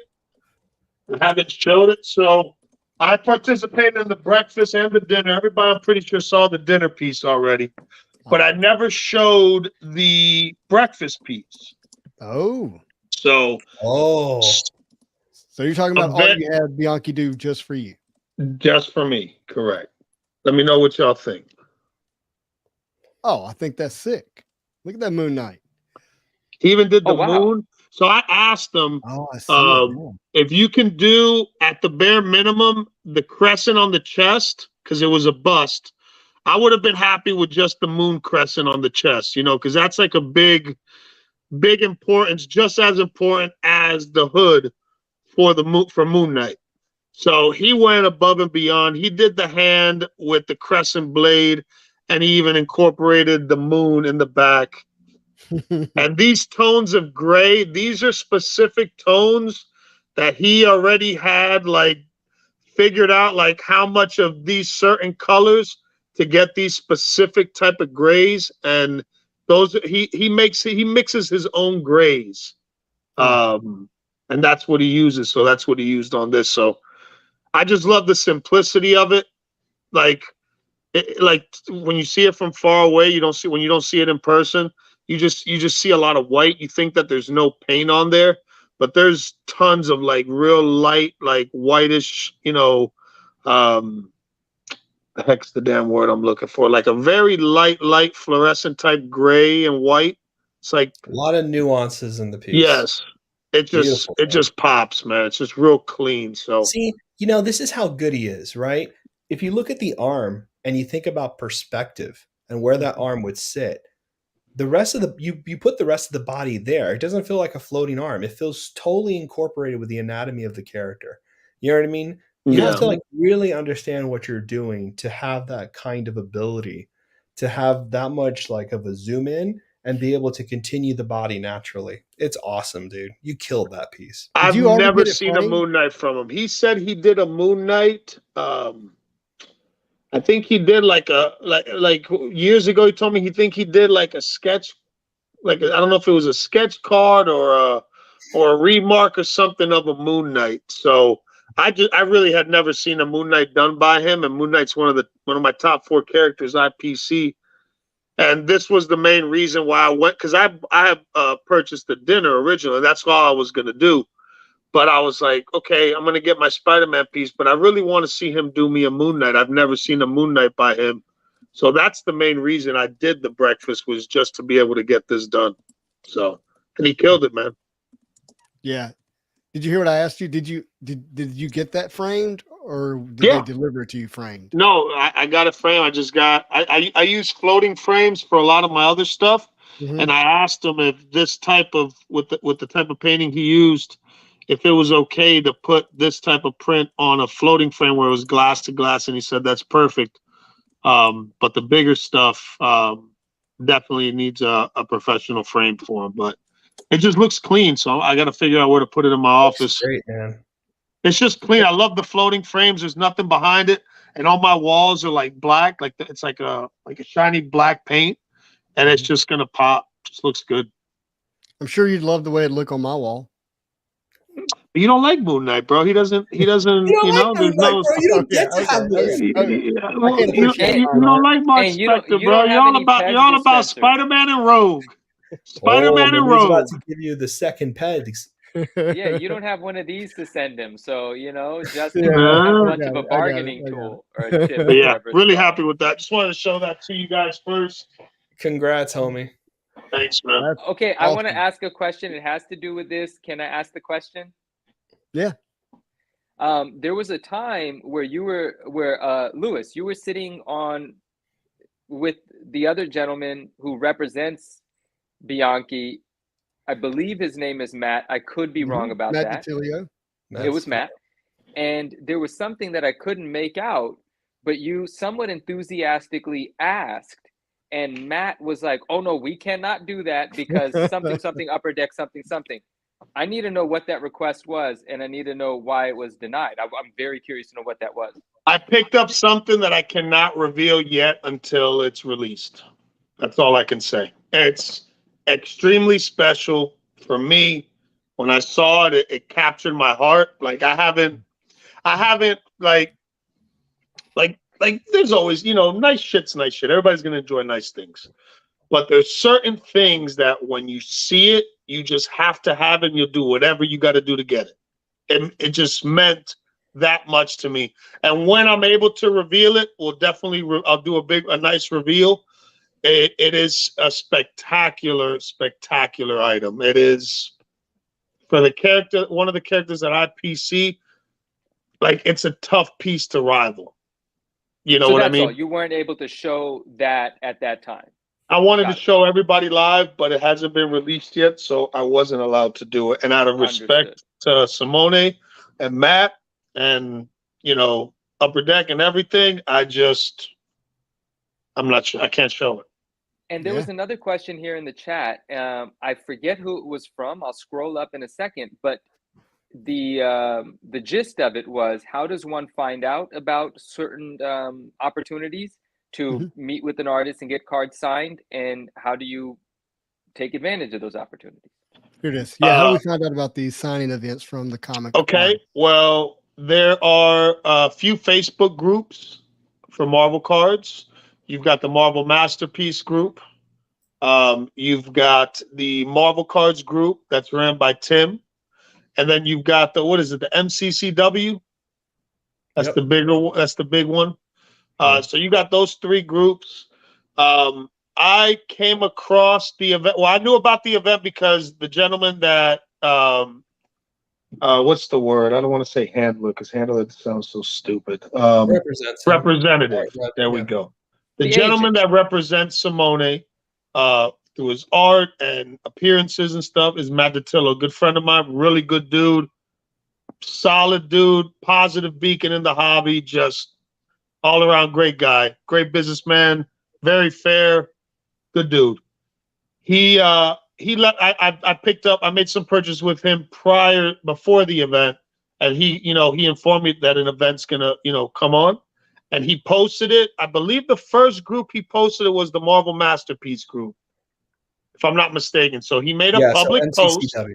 Yeah, Marvel Masterpiece group, right? MMC, and then I think he posted it to the other ones as well, if I'm not mistaken. I think he first did Marvel Masterpiece group, Marvel Masterpiece Collectors group, because there's been a lot of us there for a long time now. So I think the remainder of the seats or whatever were kind of, put in the other. Yeah. So you got the exclusivity, like the exclusiveness was in that group. So that's whatever was taken, whatever was left over. I guess they were promoted into other groups, yada yada. So it's public info. It was a public announcement. I believe there were 12 to 15 seats for the breakfast, and originally there were 3 seats for the dinner. But I think one of the homies that was on a waiting list, he got in, so they allowed him to get in. So it was 4 homies for the dinner, and there were different price points. The breakfast was, and it's public information. So I don't think it's an issue for me to say it. The price for the breakfast was $1,200. So the $1,200 got you a bust of whatever character you choose. He'd make you one like the Moon Knight, that size. You got here, I'll show you guys. Also, gonna bring it out. if you guys are ever looking at like, how do I get the exclusive hookup with like an artist or anything like that, follow them on Instagram, follow their Facebook fan page. You know what I mean? You don't have to be part of any group, whatever. That stuff doesn't matter. Follow the artists themselves, and they'll announce things through there, so you guys know. Yeah. All right, so you got some of these books. So you got 2 of the Bianchi sketchbooks. Oh, lucky. And this is some new stuff he's doing. He talked a little bit about it. I don't want to talk too much because I don't know how much I can say, but it's going to be something new that he's doing the art for, and it's going to be, as you can see, samurai. I think what we can say is it's a passion project. It's a passion project, and I'll tell you what, it's badass, man. The samurai artwork is insane. It looks awesome. Okay, so then we've got, so you got 2 of those books for the breakfast, same for the dinner. So the difference in price meant the type of painting you got, but you've got the multiple books. So each, then you would get a random. This was the early preliminary sketch stages for Bianchi for 2018 Marvel Masterpieces. And this is the one that I got. Iron Fist. So I got the Iron Fist. I have another one coming, but that's coming separately. I forgot to pick it up from the homies. So got that one. Then this is the book you got for the breakfast. So you got the Marvel Masterpiece book, and I'll tell you what, guys, this is one of the best made books I've ever seen. It shows you every single art in the set. Oh man! Talks about it. Here, let me find. Look at that. Is it for sale independently as well, or is it? Yes, I believe you can buy them on his website. Yeah. Oh, cool. If anything, reach out to Matt Datillo, or I'm pretty sure they're on the SimoneBianchi.com website. That's sick. I love that. I'm trying to find a cool piece. How's it smell? Satisfy my fetish. Bro, it is okay. When you smell this book, it's like you're walking into Barnes and Noble and you're buying, $100 hardcover book. That's what you get. Beautiful. And I believe the books were $50 or $60 for these, if I'm not mistaken. But just like it's gorgeous, man. That's so good. It's insane. Let me see. I remember the Venom was around here somewhere. Hold on. Oh, okay. Hey, look at this, bro. Oh, derpa, dude, you're making me so hungry. Come on. There's the Venom. Oh yeah, there it is. There's Carnage. So amazing book. So you got that for the breakfast. Now for the dinner, the only difference in the book you got was this one. So this is an AP, I'm guessing artist proof, out of 100. So there's only 100 copies of his book like this with the whole cover. Breakfast and dinner was included in that original price. Breakfast and dinner, yeah. Bro, I am talking about ridiculous breakfast. There was bagels, danishes, cupcakes, juice, everything. The breakfast was and the dinner we had at some fancy restaurant in this big hotel across the street from the convention. Nice. What did I eat? I ate lemon crusted salmon with lobster risotto and asparagus. Wow. Insane. Oof. Like they didn't cut any corners. They definitely came through amazing. And now, so you got all that for the breakfast and the dinner. The only difference in the pricing was the breakfast was $1,200 for the head bust painting, and then the dinner was $3,000. Wow. So you got everything. You got the rare book out of 100, and then you got the full painted Spider-Man. Okay. And and the paintings were only supposed to be just the character, no background at all. And Simone, bro, that dude loves to give effort in everything he does, bro. And he went above and beyond. I'm gonna show that to you real quick. You got to show it. I know I have to. Yep. Let me pull it out real quick. Yeah. By the way, the food was a bonus, just in case you're wondering. The food was the bonus. This was the main course. That's the main course. Right? So none of this background None of this background was part of the deal. Only the Spider-Man was part of the deal. Look how good that looks. Look how freaking good that looks. I should have gone. Simone. I should have gone. All messy on the back, but I love that. That's what I love, man. Yeah, that's what it is. That's the real stuff right there. That's see, like he had like a little imperfection there, like a little smudge, and he paints it over with white. I just love that, man. It's awesome. It's insane, dude. Hey, the chat's saying I need that, by the way, just in case you know. What? The chat is saying that I need that. They need that. I know I need that too, man. I need to get it framed. Alonzo, I need to get it framed, man. You want to see something, Alonzo? Yeah. Of course, bro. You know I want to see something, bro. Oh, he's got the thumbnails. What is that? What is that? Alonzo hasn't seen what is that?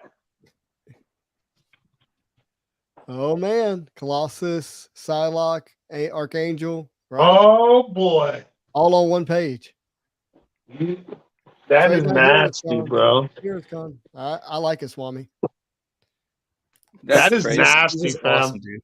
It's just awesome. Like those thumbnails. I remember you got some little things hiding in there, bro. Thumbnails? I didn't even see that when I was. Oh, you didn't even show me that when we were over there. I tried to. Then the guy started coming over. Why are those called thumbnails?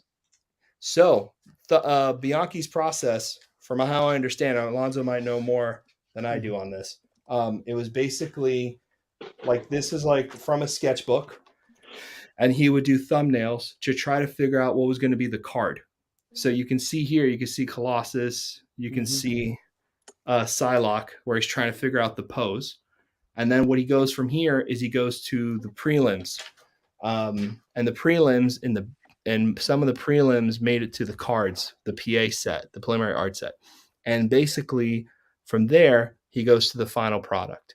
So like that Iron Fist that you have, Alonzo, that's the thumbnail before the final Iron Fist. Yeah, that was a thumbnail before the prelim, before the original piece.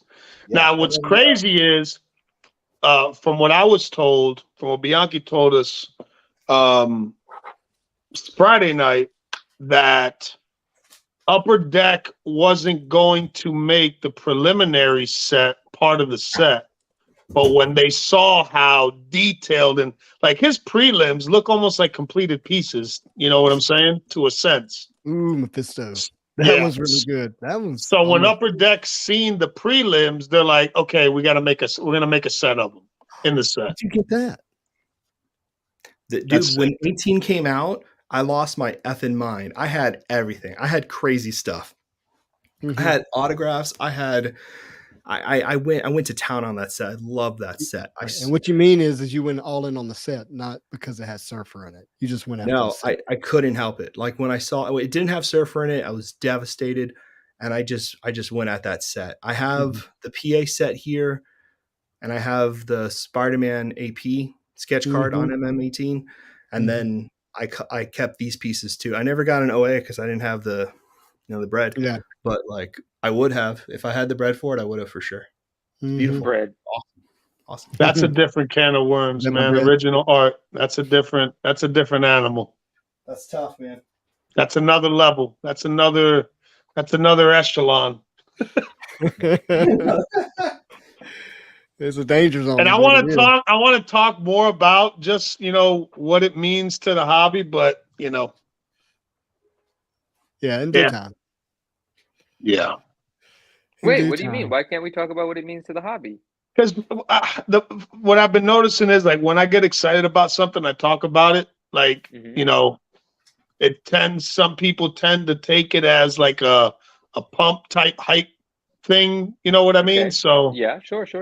And it's not even like that. It's more of just, being excited and passionate about collecting stuff and investing in stuff. Because I do collect, but I also invest. You know what I mean? So for me, collecting and investing works hand in hand.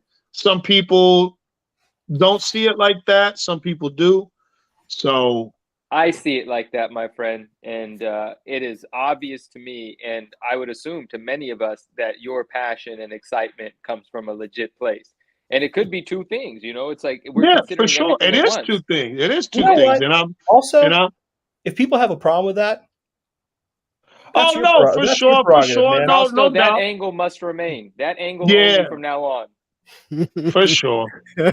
Oh, Fausto's getting the big guns. Now I'm getting nervous over here, bro. That's it. Nothing else. That's it. If I was like, no, Mando's not playing. Yeah. Captain Crockpot, I can appreciate that sentiment. Captain Crockpot says, "Screw the idiots that want to blame you for pumping. That's on them to adjust themselves, not on you to adjust yourself." Yeah, for sure. For sure. We're not going to taper our excitement because somebody confuses it as pumping. There are people out there that legitimately are pumping and dumping, and it's a different thing. But you're not going to stifle someone's or put a cap on someone's excitement just because you're bitter. That's not going to be the thing, Here's what's different about Alonso. Number one, he more than backs up everything he says. Like more than backs up everything he says. So when he's into something, he's not into it for a few $1,000.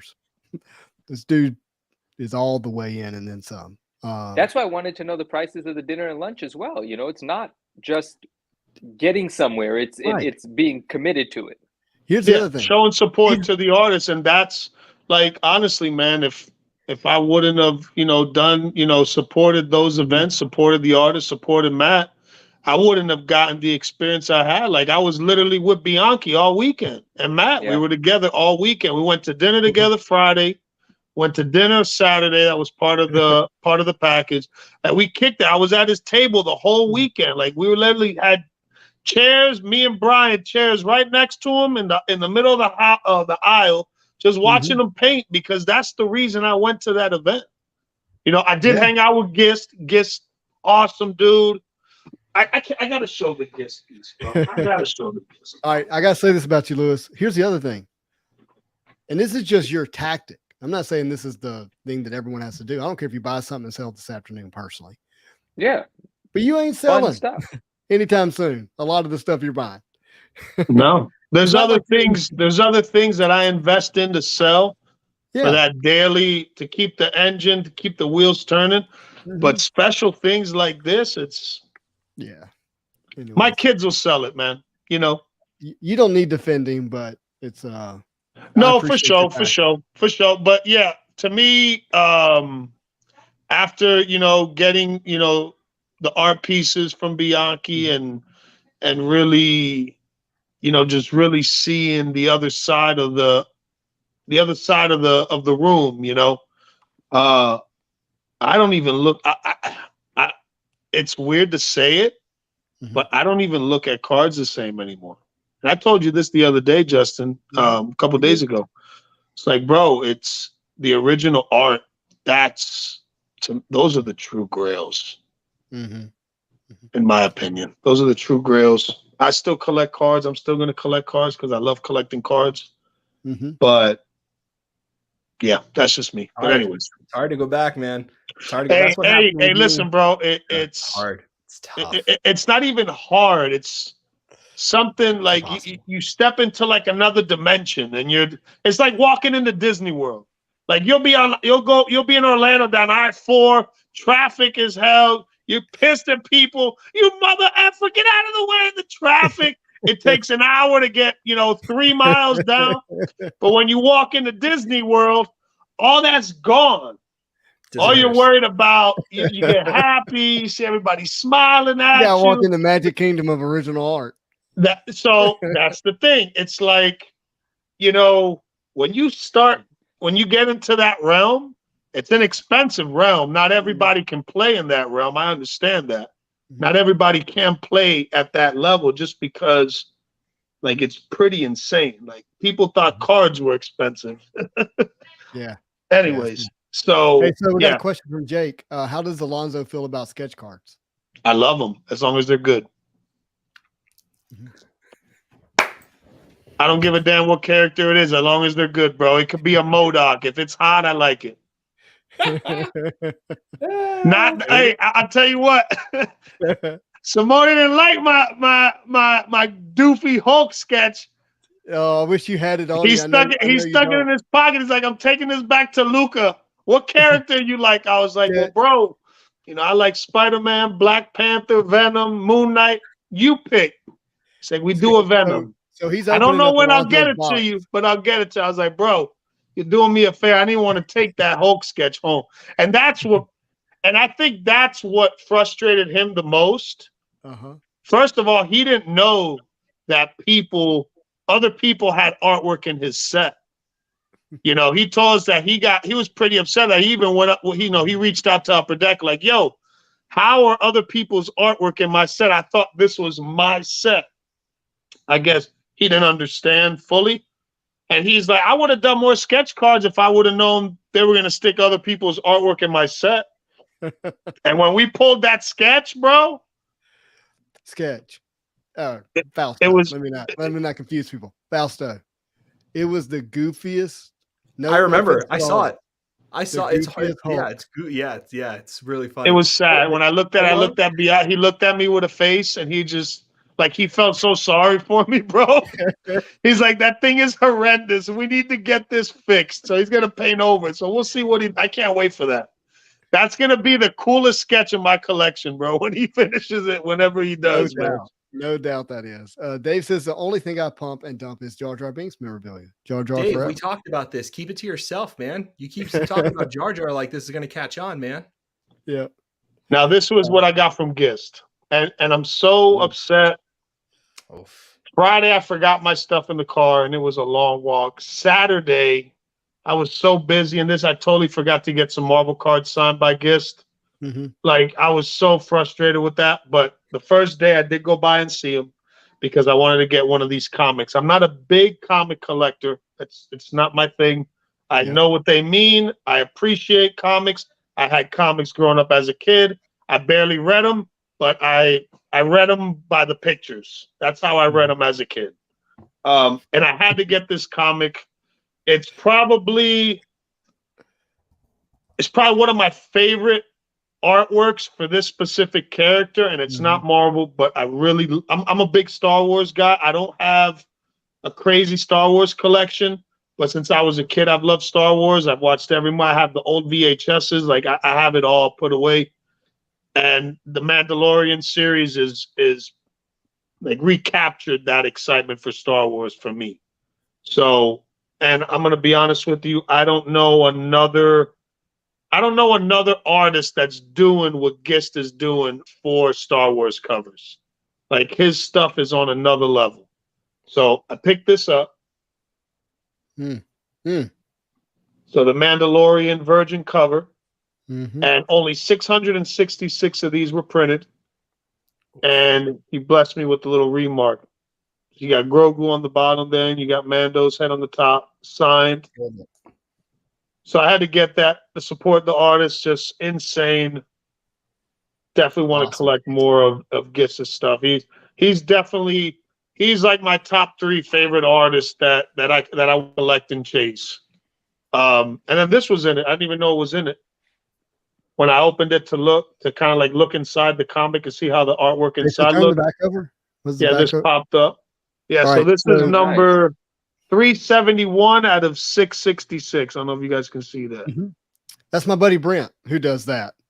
So I can't share news, but Brent has some really cool stuff in the works when it comes to the COAs for comic books. And if he can ever figure out how to get a Marvel copyright on there, I'm sending them suckers to CGC. Yeah. That just looks hot. It's got the MegaCon Orlando stamp on the bottom. There's only 666 of these. So it's a great car. I love it. So those were my highlights of the weekend. Besides hanging out with the homies, a lot of people I never met before I was able to meet. You know, we hung out, we kicked it. It was awesome experience. You know what this means, Alonzo? You got to come to New York Comic Con with us this year. I don't want to leave, bro. I'm tired of traveling already, bro. I want to bunker down. Bro, listen, dude. I'm not a hobbit. I'm not walking thousands of miles. I'm a dwarf, bro. Leave me under the mountain in Erebor, bro. Here, looking at gold and gems and striking iron and eating good and hanging out. Leave me under the mountain in Erebor, bro. I'm good. Okay, I got you. Good. But maybe. You never know. The king under the mountain. Oh gosh. Hey, there's only one king, bro. But sure. I love it. Sure. I got you. Hey, sure. So I'm sorry I gotta leave you guys now, but I just wanted to say thank you so much for having me on. It's so good to see your faces. It was so cool to see Naj here. Sorry I missed the send off when it came back before she left. There was a wasp in Emily's room that I had to go get rid of. Oh gosh. I know. So I just want to say thank you guys. Alonzo, you're the man. Manu, it's you're the man, bro. You're the man. And the outfit, bro. You're looking. I'm telling you, you're looking like a movie star, bro. I'm working on it, man. I'm working on it. You know it. All right, guys. You have fun for the rest of the night. Take care, my brother. Have a good night, bro. Thank you for hanging out. But man, you would enjoy New York. Oh, I'd probably geek out. Hey, I forgot to say this. Okay. The worst experience of the whole weekend, though, the absolute worst experience of the weekend, there was not one damn box of Marvel cards in that entire event. There's like millions of people everywhere, and the amount of people in this event was crazy. You could barely breathe within the lines. It was that packed. Not a single box. Me and Brian walked around for like 2 hours, up and down every aisle, looking for Marvel cards. Not a single blaster, not a single box. I think we maybe saw a total of 12 raw loose cards across the whole event. It was all comics, toys, weird crap. It just nothing, bro. Nothing. What do you think that, what does that communicate to you? What does that mean? What that communicates to me is that I feel like Marvel cards are getting to where it needs to be, but not fully. And the second thing is Upper Deck needs to make a damn presence at these events, bro. Yeah. Promote your brand, promote your cards, show off your cards, make some cheapy promo that looks cool that you can give out to everybody. Have some amazing stuff on display. Put some of the big achievement cards, some big time grail cards up for display just to promote Marvel cards, man. These companies aren't we're the ones that do it all. Like us. Look at New York. In New York, we had CGC, to their credit, had multiple displays of Marvel cards, including the original art with the cards. They did live streams with us opening up product with Marvel cards on their CGC live stream. And of course, they were accepting Todd McFarlane trading cards for him to sign while he was there. And then Alpha Cards had about $15 million worth of Marvel cards on display there. In terms of value, the best of the best. And so, but Upper Deck had nothing. Upper Deck has zero there. Marvel Snap had not even come out yet, and they had a display. They had more popping. Marvel Snap was popping more. They had an awesome. I remember your video. It was popping. Incredible. You had Topps was there with their digital cards. And then of course everyone remembers that Marvel Legends. The pins were amazing. Giving out the pins, but Upper Deck wasn't there at all. You would think Upper Deck would have had a promo for that, something real easy. You can do 3 variants, pick 3 banger characters and give people a little cheap cellophane pack, a little panini pack. The stuff they give out at the National, the little panini packs. Well, let me ask a question though. If they already can't keep up with schedule and everything sells out due to the community sort of self-promotion that happens or in the community promotion, what's their incentive to spend any money advertising? There's no incentive, unfortunately. There's no incentive. You just would hope that a company's passionate about it. Yeah, but you would go, hey, our collectors are passionate. Our collectors are going to be there. How about we do this thing where we have a licensed trading card? Todd McFarlane's going to be there, and this other top artist is going to be there. How about we put their art on a card, make it a New York Comic Con exclusive, and allow people to be able to enjoy it and have the opportunity to get it signed and graded while they're there? That would be really nice. It would be really nice, and that would be a company operating from a place of care and passion. But I just, a lot of the companies are not operating from that place. They are just businesses. Well, look, if you were able to get fat and happy through COVID and the collecting boom, it means you likely lost sight of the real prize. Yeah. And it's going to come back. Like, it's going to bite them. That's going to happen. Competition. Don't let some other big company get a piece of that license and start making product. Don't let and somebody take it to another level. Yeah, don't let somebody with the elements of production show up and have the ability to have, ideas, entrepreneurial spirit. Goodness gracious, if they get money and license back to them, behind them, and then it's over. No one, Upper Deck becomes an era. Let me ask you this. You don't think there's big companies already looking at the Marvel card community, licking their chops like, yo, this market has big potential for growth, and all it needs is some creativity, a little oomph, a little passion, a little bit more marketing, not just Instagram and Facebook. Yeah, I mean, I would think so. I can't speak to anything specifically, but I mean, not just big companies. I mean, you've got tons of individuals who want that to happen and want to be a part of that. And I do think that there's probably stuff going on behind the scenes that we're not aware of. Yeah, it's crazy that we're the ones that promote Upper Deck more than Upper Deck promotes itself. You know what? But we're not here for Upper Deck. The cards are bigger than us, and we're just enjoying it in the way that we want to enjoy it, and we'll see what happens. No Marvel card presence at all at the event, guys. So that was very sad. So we wanted to rip something. We couldn't rip nothing. Matt Fuller says Fanatics is absolutely eyeing the license. All that depends on the current contract, how long the current contract lasts. I'm really interested in the length of that contract and how it's written, but I don't have access to it. Adam says Upper Deck should hire Spidey for marketing. They can't afford me. I can promise you that. That's true. D's, where you These at? nuts. What's up? He says I'm here for the artist and the art. These nuts. Bryce says part of me wants Upper Deck to keep the license because of the history, but I need them to step it up. I just want the cards to have their due and the artists to have their due and the collectors to to feel like they're being considered at every decision, not here and there. And stop cutting corners. Too many corner cutting. Interglobal Collectibles 77 says, I agree with everything you guys are saying. The business aspect is overshadowing the passion aspect. I kind of hope that Upper Deck loses the Marvel license. I think other companies can do better. Just them losing it is not the solution. It's going to be who would have it, right? That's going to be, Keith is right. That was not a brag by me. They pay terribly. That's true. Talking about Upper Deck.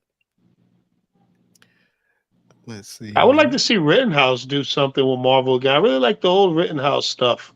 Yeah, I like it too. Yeah, and I just wonder how they could scale.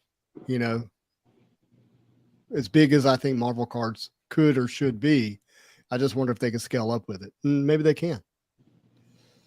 Matt said, I heard a rumor there was going to be another Marvel table at Heroes Con this year. I have two, Matt. It came from some guy named M. Fuller, I think, who started it.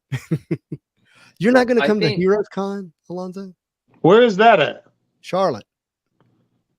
I gotta go back up that way. See, Fausto? That 95 was lonely, boy. You want me to fly to Florida and ride with you? Is that what you want? Oh, dude, if you do that, bro. All right. If the flight's cheaper, I'll fly to you and let you drive me up. Oh, you want me to drive you up? You want to sit in the back seat too? Yeah, that's right. I'll be the chauffeur. I'll be the Spidey Hit chauffeur. Yo, what'd you think about that Jeep that when I video chat you, that Spider-Man Jeep? How sick was that? That was legit. Bro, I think I took a picture of that. You got a picture? Hey, Manu, so he FaceTimes me at MegaCon. He's like, dude, they got your ride here. And he shows me, I believe it was it wasn't a Jeep. Was it a Bronco? Dude, I'm going to send you the pic right now so you can show the people. I got a picture of that sucker, bro. Hold on. I'm going to tell you, it was sick. Unbelievable. Bro, it was fire. It was fire. Oh, what's this? Justin, did you see my post about Allure? The video they commissioned, they should do for every set. I did not see that. Where's the video? How did you? Let me see here. Let me go to Izzy because I do want to see that too. Are you sending it through Instagram, buddy? I just sent it to you right now, my brother. You should have it. I'm logging in. Let's go to messages. Dave VentureCon. Oh yeah. That is April the 22nd. Is that right? Yeah, we're opening it, you and I. We're the opening act. Con. Yeah. We're opening we're the opening act for Dave Avengers Con, or how do you say it? Dave VentureCon. No S in the name of the con. Got it. Dave VentureCon. And it's going to be really exciting. So make sure if you're not following Dave's channel, please do that. You're going to enjoy that, but it's going to be fun. And come see me and Manu, as we'll be the opening act around, I think 1:30 my time. I don't remember the time, but West Coast Avengers is with us, and he'll elaborate or clarify. I hope it's 1:30 my time. I think it is. Sounds right. Did the pic go through, big dog? Not on Instagram. I need you to send it to Instagram. I sent it to Instagram. It said sent. It hasn't showed up yet. What is going on here, bro? Okay. Now I'm also looking for Izzy's post. Derpa do. Correct. Izzy, I don't see your post either on Instagram. Maybe it's me. All right, Lonzo, I got it. You got it? Okay, cool, cool. Here we go.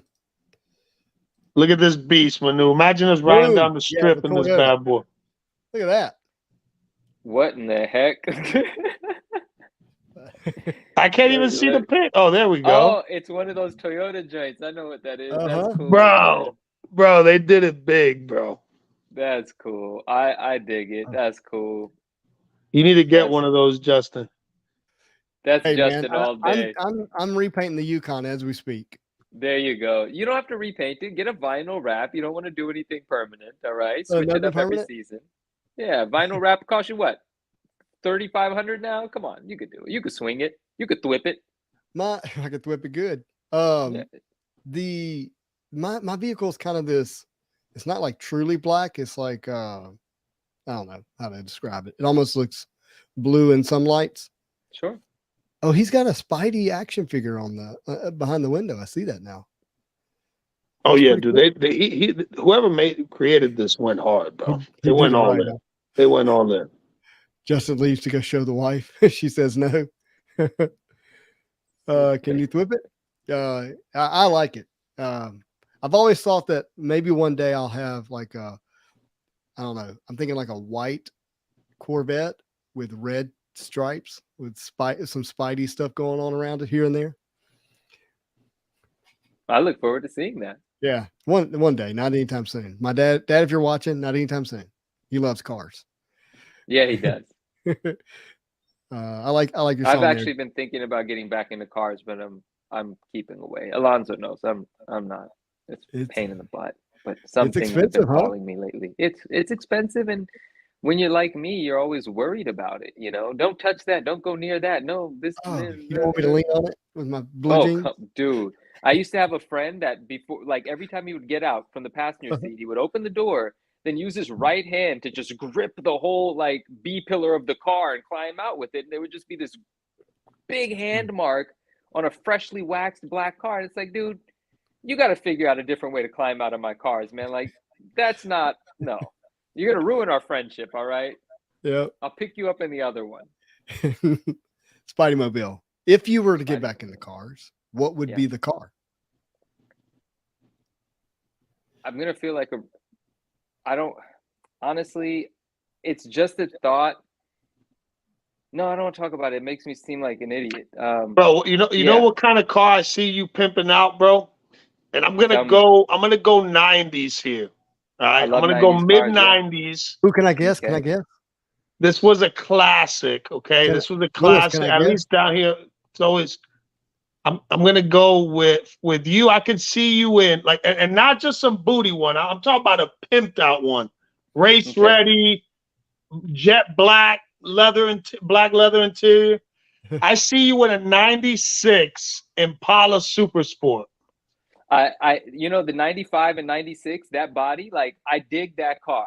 Right? But it has to look right. It can't be no stock. Even stock, it looks cool, but you got to have it right. I'm gonna tell you that car for me, it's a little out of what I would purchase, but I have a huge appreciation for it. And I know a lot about that car. It only came in the 3 colors. You could only get it in the light gray interior. Don't get the Caprice. It's a different car. No, Like I not the know, bubble Caprice. No, yeah. And so, you go but Impala Super Sport. my thing about that car is I really love it stock because those 5 spokes on there, when they're in really great condition, all you have to do is lower that car and put like spacers on it, get the offset right, get the wheels flush with the fenders, and that car is such a And legend. you got to When you tint it. see You it, got to give it the dark tint. you have to, because we're Right. talking wax black car. Like, but that's not the lane that I would be in. I'm more of a 90s German car guy, Euro car guy, big body Oh, Benzes, that kind of thing. My Oh, last he's favorite car. gangster. Yeah, I mean that's what I grew up on, He's right? more And so that's gangster what I than love. he is. so what are you talking about? Well, What are you talking about? Impala's A a gangster Jaguar too. XJ8? No, I skip the Jaguars. I go Mercedes. I'm Indian. We like yellow, gold, and Benzes. And so my favorite car of all time, few people might recognize just what the designation is. It's a W215. That's the body. So in 1990, in 2000, they made a CL Coupe Mercedes. It was a 2-door version of the S-Class, and it's the sleekest car ever made. And it's pillarless. It doesn't have a B pillar. So both of the windows, the front and the quarter panel, the quarter window in the back go down. So you get this half moon. Now in 2003, they made a CL55 with a motor in it that was supercharged with 500 horsepower, the AMG CL55. It had custom seats, custom exhaust, all of this. And it has hydraulic suspension, which makes it really annoying to own. But that was my favorite car. I have owned it. I love it. And I had the lowest mile one in the country because that, it's like my cards, I want them to be PSA 10s. My Wizards, I want 9.8s. So my dream car, the CL55, I wanted a very specific black, which was metallic black. They had 2 blacks for that car. And then I wanted black interior and I wanted the lowest mile in the country. So I bought my 2005. This is like 7 years ago with 18,000 miles on it. And I bought it from a gentleman in Dallas that also had a couple Lambos and stuff like that, which brings me to what I'm thinking about these days. But then I sold that car. And at the time, it wasn't an astronomical amount of money, but it held a record for the most expensive used CL, like recently to sell out of these fancy auction sites. And then immediately after that, like 3 months more into COVID, someone sold one with almost the same sort of mileage. I sold it with like 21,000 miles and change. And they got 20 grand more for it than I did because COVID made the values of everything go up, bro. Like anything rare that, certain people obsessively look for but can't find in that high grade, COVID, collectibles, cars, it didn't matter, watches, whatever, through the roof. If I just would have waited 4 months, I would have squeezed an extra 20 grand out of that car. But anyway, that's not what it was about. My reason for getting rid of it was because I was done with it, dude. Like just owning it was a burden, and getting rid of it was one of the most freeing things that ever happened to me. That was the last of my cars that I cherished that I got rid of because I obsess over them, and that's not healthy. And when it left, the money entered my, account. I did other things with the money, and I just felt relieved. And that was the first time that I realized in my life I can still love something and appreciate it like more than anyone can comprehend. And I don't need it. I don't physically need it. I still have a sketch that I had someone do of my car. We talk about sketches and original art. I had an artist do a sketch of my car. It's framed over my fireplace, in this gallery Wait, sort of you frame. have a fireplace? Yeah. What? Yeah, it gets cold up there. Is it get cold? That fireplace has never been turned on. Never I been know used. that. Never been But opened. I love nothing. the idea of you sitting by the fire. Right? I've thought of it's a nice with a corner comic one, book. too. With a newsstand comic book on an old rocking chair.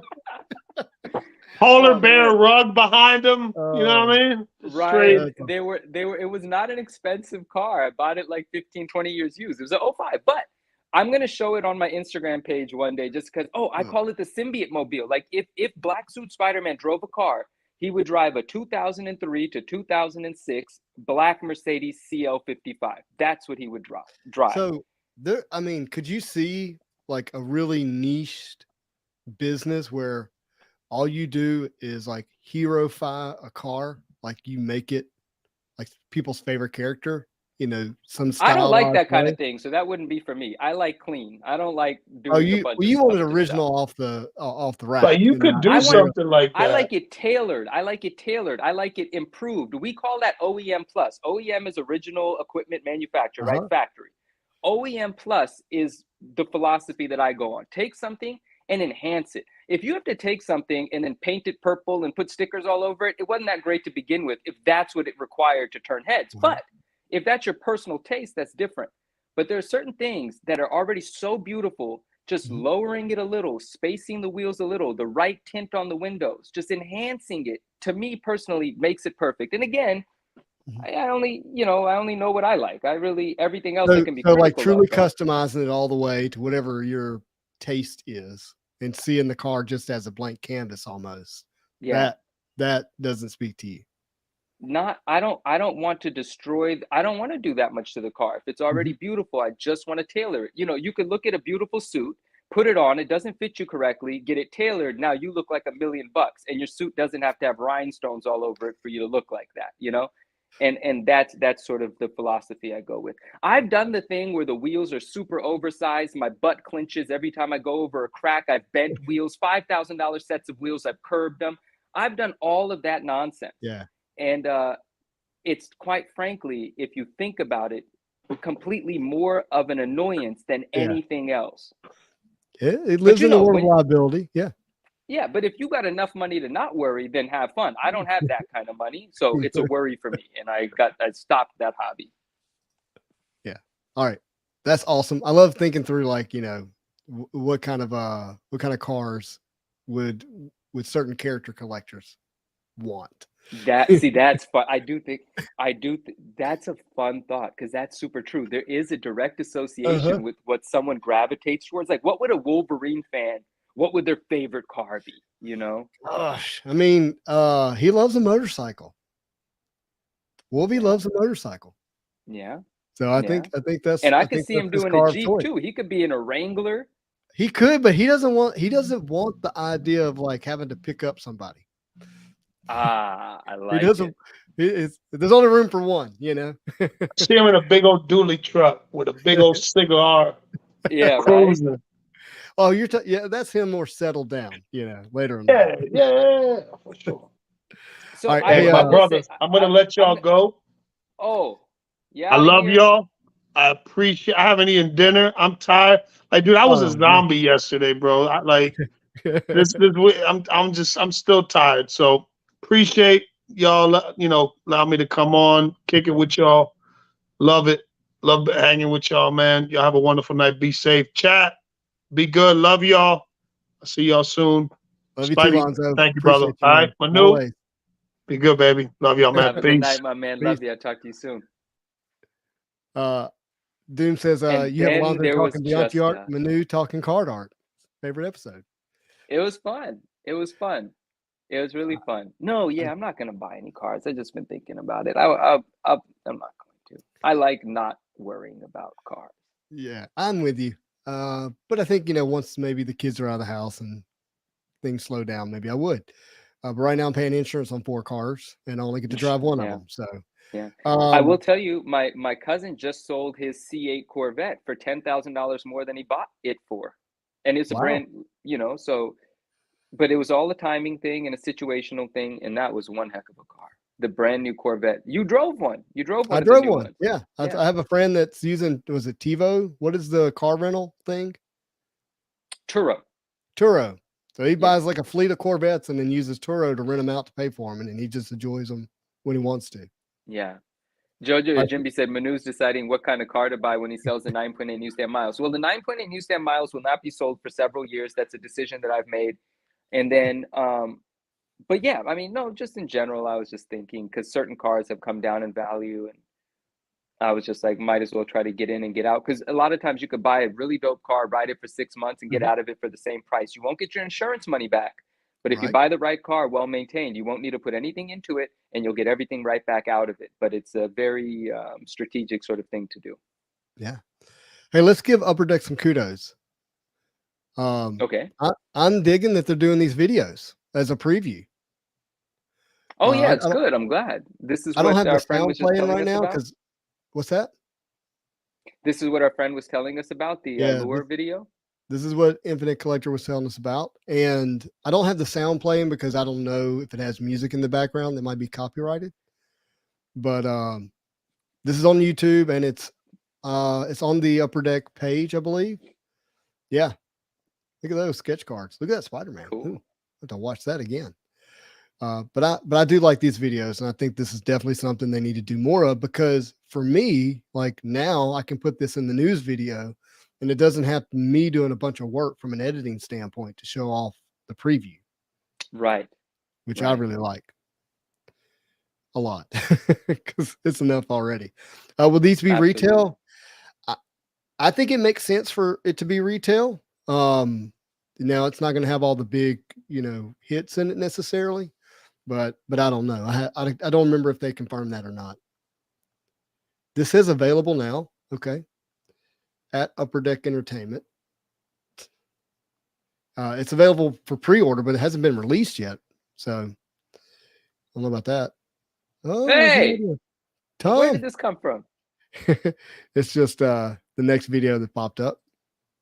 So he was meditating. He was on the couch. But that's pretty cool. I'll have to check that out again after the stream. But I'm a fan of Marvel Allure. I think for the price point, I've been saying that for a long time, that it was something worth looking into if you like the MCU, because Black Diamond is so expensive. So Dave says no. YouTube knows what I want to watch, I guess. I don't know. I had a feeling Dave would pop up. Turn off autoplay, Justin. Hey, I actually want to show you something on the Spidey Hits channel, because this is kind of yes. This is Kev McGee says 9 point. No, yeah, please, let's see it. Let's see. I'm gonna go to my behind the scenes stuff. So, well, by the way, hit 5,000 subscribers. Yay! Oh yes, congratulations! Yes, and already hit another 100 at 100 and that's how it goes. 5102. So I'm super grateful for that. That tipping point is near. Yeah, and if anybody want to know how rich I'm getting, $395. There you go. Since when do you, is that $395 in a month? That's like nice. Here, I'll show you. So that's not it. Where's it at? Analytics. It says last 28 days. Nope. Here. So that is last 28 days. Now remember, this includes whatever amount I get from super chats. Oh, that's in the yeah. Oh, I thought this was only like the ad revenue. No, I wished. But that's like way up, because historically, like all time, this is not what I was going to show you. No, but this is fun stuff. I love this stuff. I mean, if you're comfortable sharing it, I don't care. Absorbing it. I love it. It's not. So the amount of money the YouTube channel has made all time is $4,300. So that's $4,300, and that's been since November, August 2021. And the amount of videos, let's see, can I go back? How do you go back?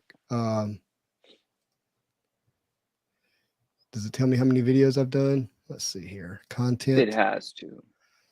Somewhere it does. It's like 400 videos. Oh my goodness, yeah. It's a lot.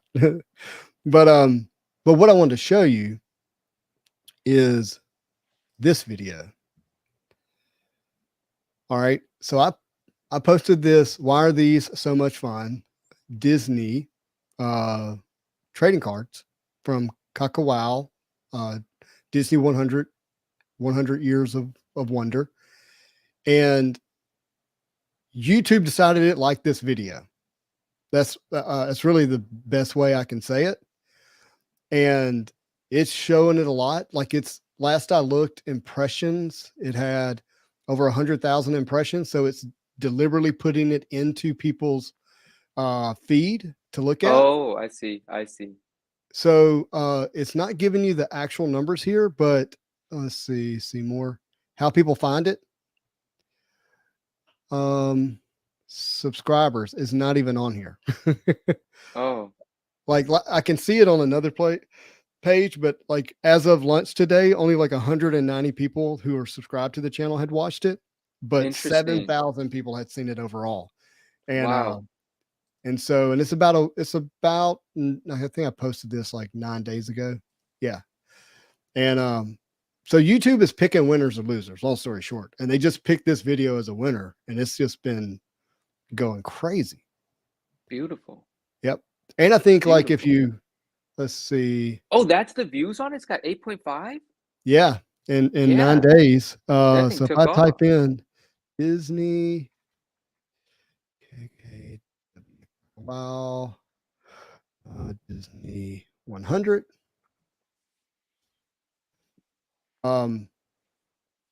Yeah, for the most part, it's putting my videos in the top search. Oh, whoa, look at that.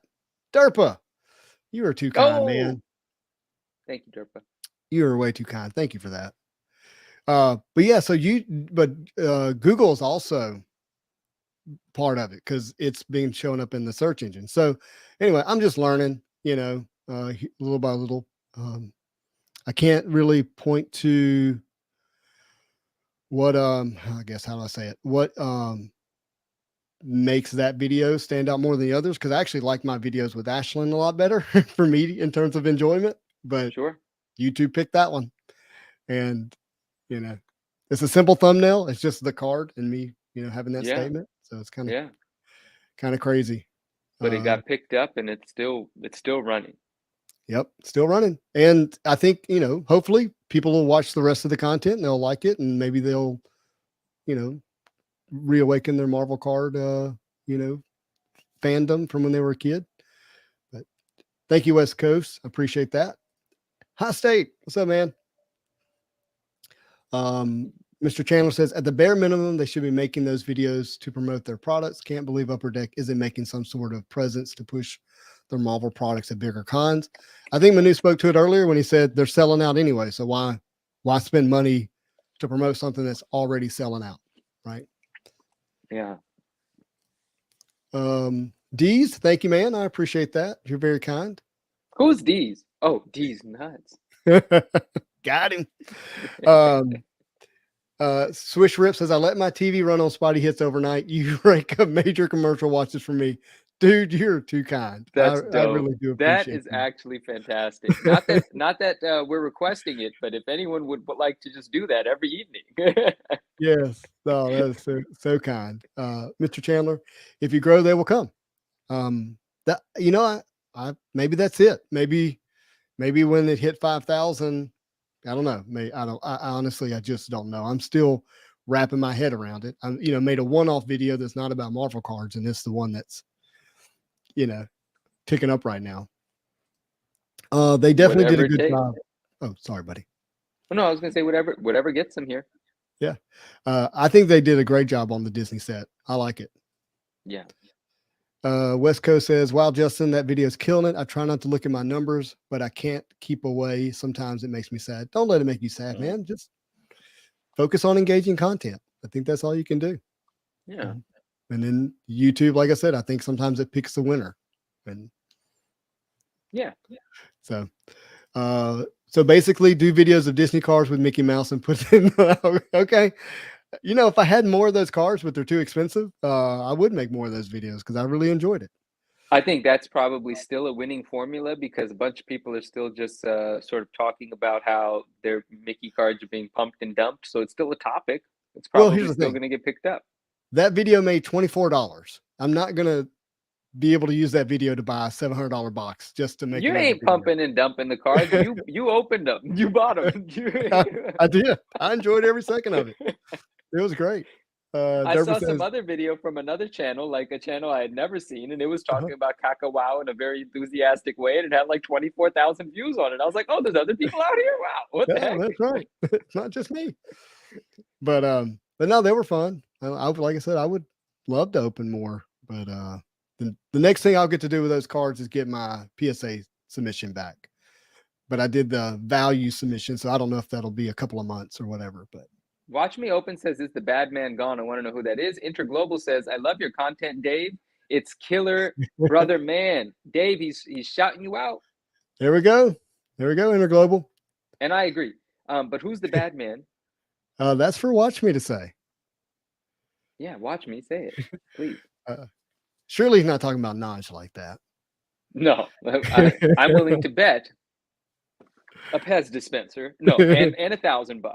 Pez and $1,000. Key says, I often fall asleep to this show when you're on late. It just runs the channel all night. Hey, that's awesome. Thank you. I appreciate that. Watch Me Open is lying to us. I'm just kidding. Love everyone. Love you too, buddy. Yes, I love everyone too. Derba says, you now have to pay half of Swish's electric bill because he's leaving it on all night. That's funny. I have Manu on days where I get custody. I love that. I love my family. Oh, that's funny. The only thing I will suggest is please use audio leveling on videos. You're going to blow out my speakers. Are you talking? Hey, I really love this comment. Are you talking to me or Dave? Let me make sure you're talking to me. I think you're talking to me. And are you talking about the Disney videos? I want to know that. Do you want to know that? Because I have a comment on that one if that's what you're talking about. Yeah. Let us know what you're talking about. I haven't. Yeah. I have Manu on days where I get custody. Ryan says, Manu, did you drive up the 95 Gold Blaster Spidey on PWCC I got the other night? I did not. If you're not talking about the Silver Flasher, no, because you just said Gold Blaster. So, no, it wasn't me. But I'm glad that you got it. Congrats. Yep.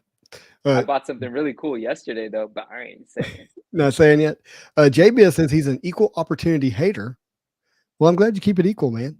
Yeah, JBiz, I'm with you on that. I'm a professional critic, and I think that makes us, yeah. So here's what happened on the Disney videos, audio wise. So I use a lapel mic, and I have to be really careful how close I put it to my mouth, because if it's too close, it gets real hot and picks up. It will pick up. It'll get too loud. So on the third video, I realized that was happening, and I actually had to cut the audio and turn it down every time it got hot. And I did that on the third video. And sure enough, you know what? It has the fewest views. The one with the audio that's worse, in my opinion, has the most views. What are you going to do? Let's see. All right. Bad news. Billy has news. I don't know. Watch me. Yeah, I mean, he says, I don't know if he said, do you want me to break the news? And I did one of these. Yes, please break the news, man. And then he says, also referring to yourself in the third person in the hobby. I mean, what does that mean? This is from Doom Card. What Doom Card say? Appreciate the content, Manu. When's your first video coming? My friend, I'm vulnerable about this. It is still coming on the 21st, as I said it would.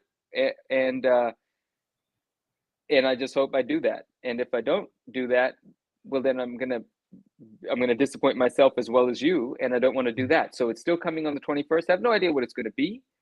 I just hope whatever it is, you give me a little bit of leeway, because I'm scared and I'm just getting started, and I love you and thank you so much. You're the best.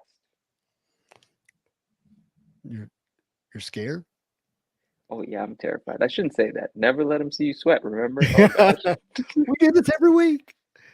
We do this every week, but I don't do what I'm going to do over there ever. And it's like, I'm also scared. You know what? I practiced. I didn't practice, but I was like, let me talk to myself. It ain't the same. I can't. Who am I talking to if I'm just recording something, talking to myself? I like to banter with someone, right? Yeah, so it's like, I'm going to find my groove, but that episode 1 might not be the grooviest. Yeah, but I'll get there. Listen, I can't get to 2 or 3 without doing 1. So we're gonna put something out there. Who knows what it's gonna be, but it'll be something. You have so much I don't have the right words here. Content credit. Like,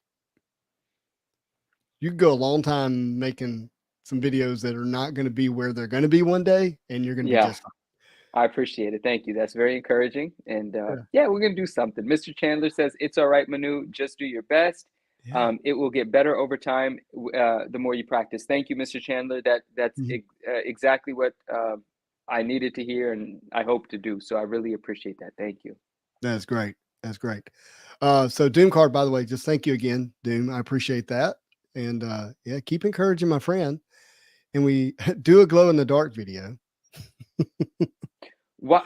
Oh, that'd be, yeah. Oh, I want to do some after dark, legit after dark. Well, not legit after dark stuff, but still after dark stuff. Wait, watch me open to Secret Wars 1984 card set coming. So this is the news he's breaking. I have not heard this, so this is new that we're getting a Secret Wars 1984 card set. This makes sense because Secret Wars is coming in the MCU, right? T-Bear, that's a brilliant idea. Then I could have a conversation with Justin. That's perfect. And okay, yeah. So it makes sense that we'd be getting this set. Billy, watch me open. Curious, is it going to be comic related art or is it going to be original art? I'd like to know that answer. Oh, just put Justin's face over the camera. Is that what you're laughing at? Yeah. Because then I'll be talking to you. Yeah. Hold on. Where's it at? I have it here somewhere. Oh yeah, where is your Justin? Crowd support. Oh, it's in the floor. In the floor. Sorry. There we go. I'll just send this to you. You put it on your wall. Let me get that. That's actually brilliant. Yeah, he did something. There we go. That's actually too good. How many of those you got anyway? Well, I think they made like 5 of them for the Dancing with the Stars. Yeah. And you have my dance recycled art. That's my dance. Oh, he's talking about that. Oh yeah, right. Absolutely. But anyways, yeah, that I'll send that to you. So comic related art. Hey, you win some. Marvel Madness MCU says just show love. It's the most important. I am going to be showing a lot of love, Marvel Madness. That is for sure. But I'm also going to be telling the truth about some things. And that might not sound like it's coming from a loving place, but it's love for the community that's going to inspire me to throw a couple people under the bus in a loving way. But majority will be love. Just letting you know, there's going to be a couple of episodes where I say some things that I shouldn't, but that's why I'm starting the channel, so that I can. Yeah. I mean, look, this space isn't the space for everything. No, of course not. And there's a time and place for everything. And that's how it goes. So funny. I was trying to talk to Lewis. He couldn't hear me. I was like, Lewis. Yeah, that's funny. He gets so passionate though, it's hard to slow him down. But no, I can't wait. I can't wait for you to do your Manu videos, right? Yeah, I just want to have a hot take on stuff. I want to jump in and just give my hot take quick and get out. Okay. That's what I'm going to do. That's not why I'm excited. Okay. You want to know why I'm excited? Yeah. Because I'm hopeful. Like I can't even express the hope that I have that you're going to tap into your creative genius and you're going to give us your Manus, your muses, right? Like, and then you're going to do like awesome. Whatever, like you're going to Manus. Yeah. That's cool. But you're going to tap into your genius and then hopefully it'll come up on camera and it's going to be great. That's really beautiful and inspiring. Thank you. And I think with time, I hope to be confident enough to get even more creative. So thank you for that. Absolutely. Watch Me Open says, Manu, I will co-pilot your shade throwing whenever you want. I love that. I love that. I could always use a little bit of support on the dark side. It gets lonely. Yeah. Tim says you should do a video on submitting comics for grading. You know what, Tim? I have some notes and I am going to do, they're going to be a little bit more in the weeds than the top line. Like I don't have the patience to do, here's how you submit a video because it's just, if it's not like compelling enough for me to do it, I won't do it. But I am going to give the tips that the people won't give you and the secrets that people won't tell you. Those are going to be there. I gotta respond to this one. Marvel Card Collection. He said he heard this space isn't the space if you want to be honest. So no, get you to respond to that. Oh no, I'm. Are you asking me to respond to that? Mm-hmm. I've been honest here. I'm perfectly allowed to be honest here, but it's a matter of, what's the word? It's an energy. It's a vibe, right? Mm-hmm. And the energy here is a different one than what I might create in just one episode on my channel from time to time, because the truth is, it's just out of love for Justin. I don't want to suck Justin in to a space where I'm aggressively ranting and raving, because it actually conflicts with Justin's natural disposition. And out of respect for not making Justin not uncomfortable, not that he can't handle it, just out of respect for the environment that's created here, that's reserved for elsewhere. You know, even our friends know, like I'll get off of the stream sometime and hop on the phone with Dave after hours and you know, get everything out of my system, and then I'm good for a couple of days, right? But on this channel, on this very platform with Justin here, I've voiced a lot of my opinions, and I'm always welcome to do so. I firmly believe that. But you know, we do try to keep it light and bright here. So this is the lightest and brightest of me, and I try to keep that here. And then, you know, we'll give some people the finger on the other channel. On the other channel. Doom says he's subscribed and ready to go. I appreciate you so much. Another 5, my friend. I know. Dude. I know. Dude, thank you. My goodness. All right, man. And I want all of our friends on that channel too. You know, like I want to do. I'm not going to start off with like interviews because I'm nervous. I don't want to press all the buttons and scream this, scream that.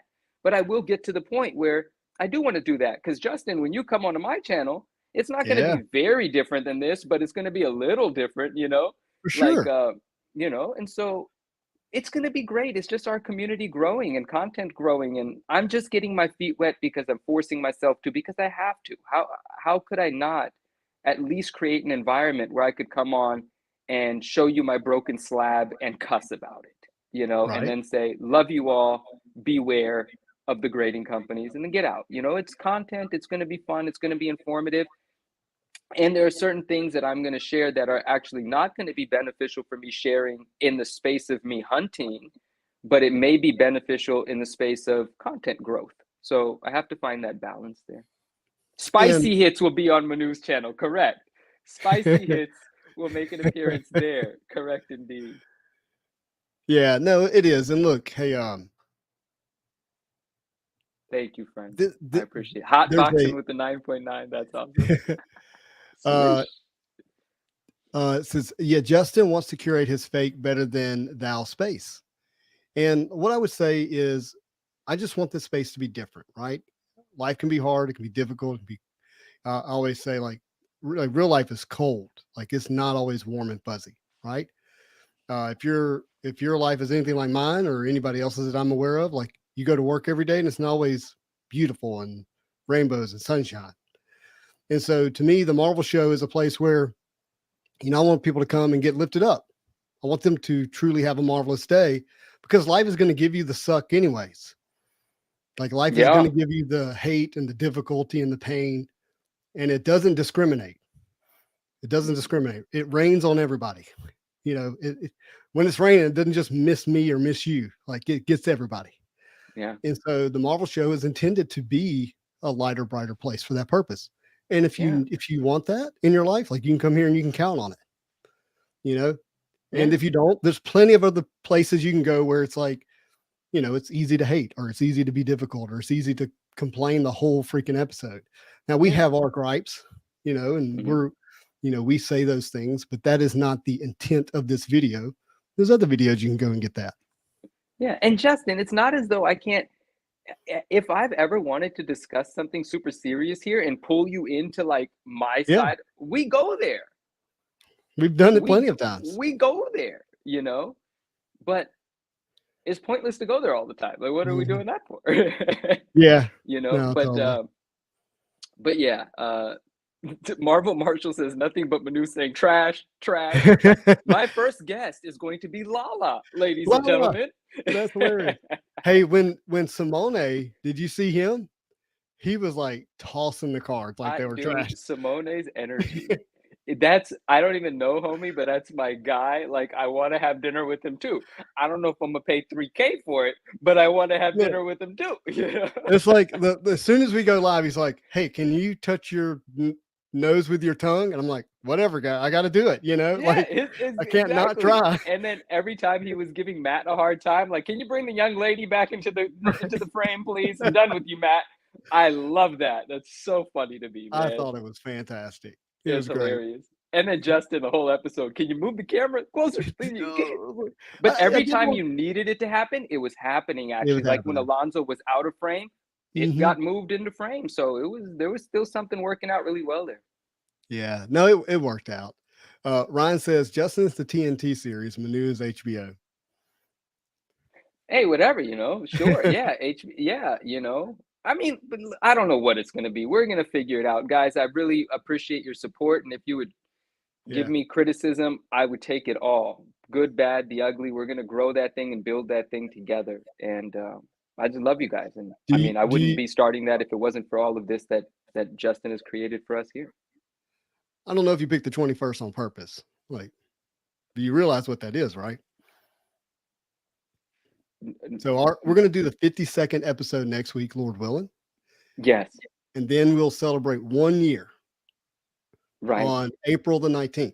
And then you start your first video. Yeah. No, some of that. I picked that arbitrarily out of thin air because I needed to pick something. Yeah. I could have thought, should it be this? Should it be a month later? And I was just like, you know what? Once I say it, it has to be that. So I just pulled it. And it was perfect because I love the number. And it does happen right after our 1 year, which I think was beautiful. Like all of those thoughts fell into place after I picked it. Yeah. It's the day after 420 because a little 420 people are celebrating other stuff. I was like, I'll take the other day. Right. Yep. And it happened to be a Friday. So I just thought, what the heck? I'm going to put something in the world. I need to just give it a hard date to do it. Not that anyone cares that there's a date. It was more for me, but putting it out there did put the little pressure on. And so many of our friends were kind enough to go to the channel and subscribe. There's nothing on the channel, but knowing that they've subscribed to it, come on, it's like such a beautiful push, right? It is literally all of your friends saying, bro, you ain't got nothing to worry about. Just, we're here. Just rock out.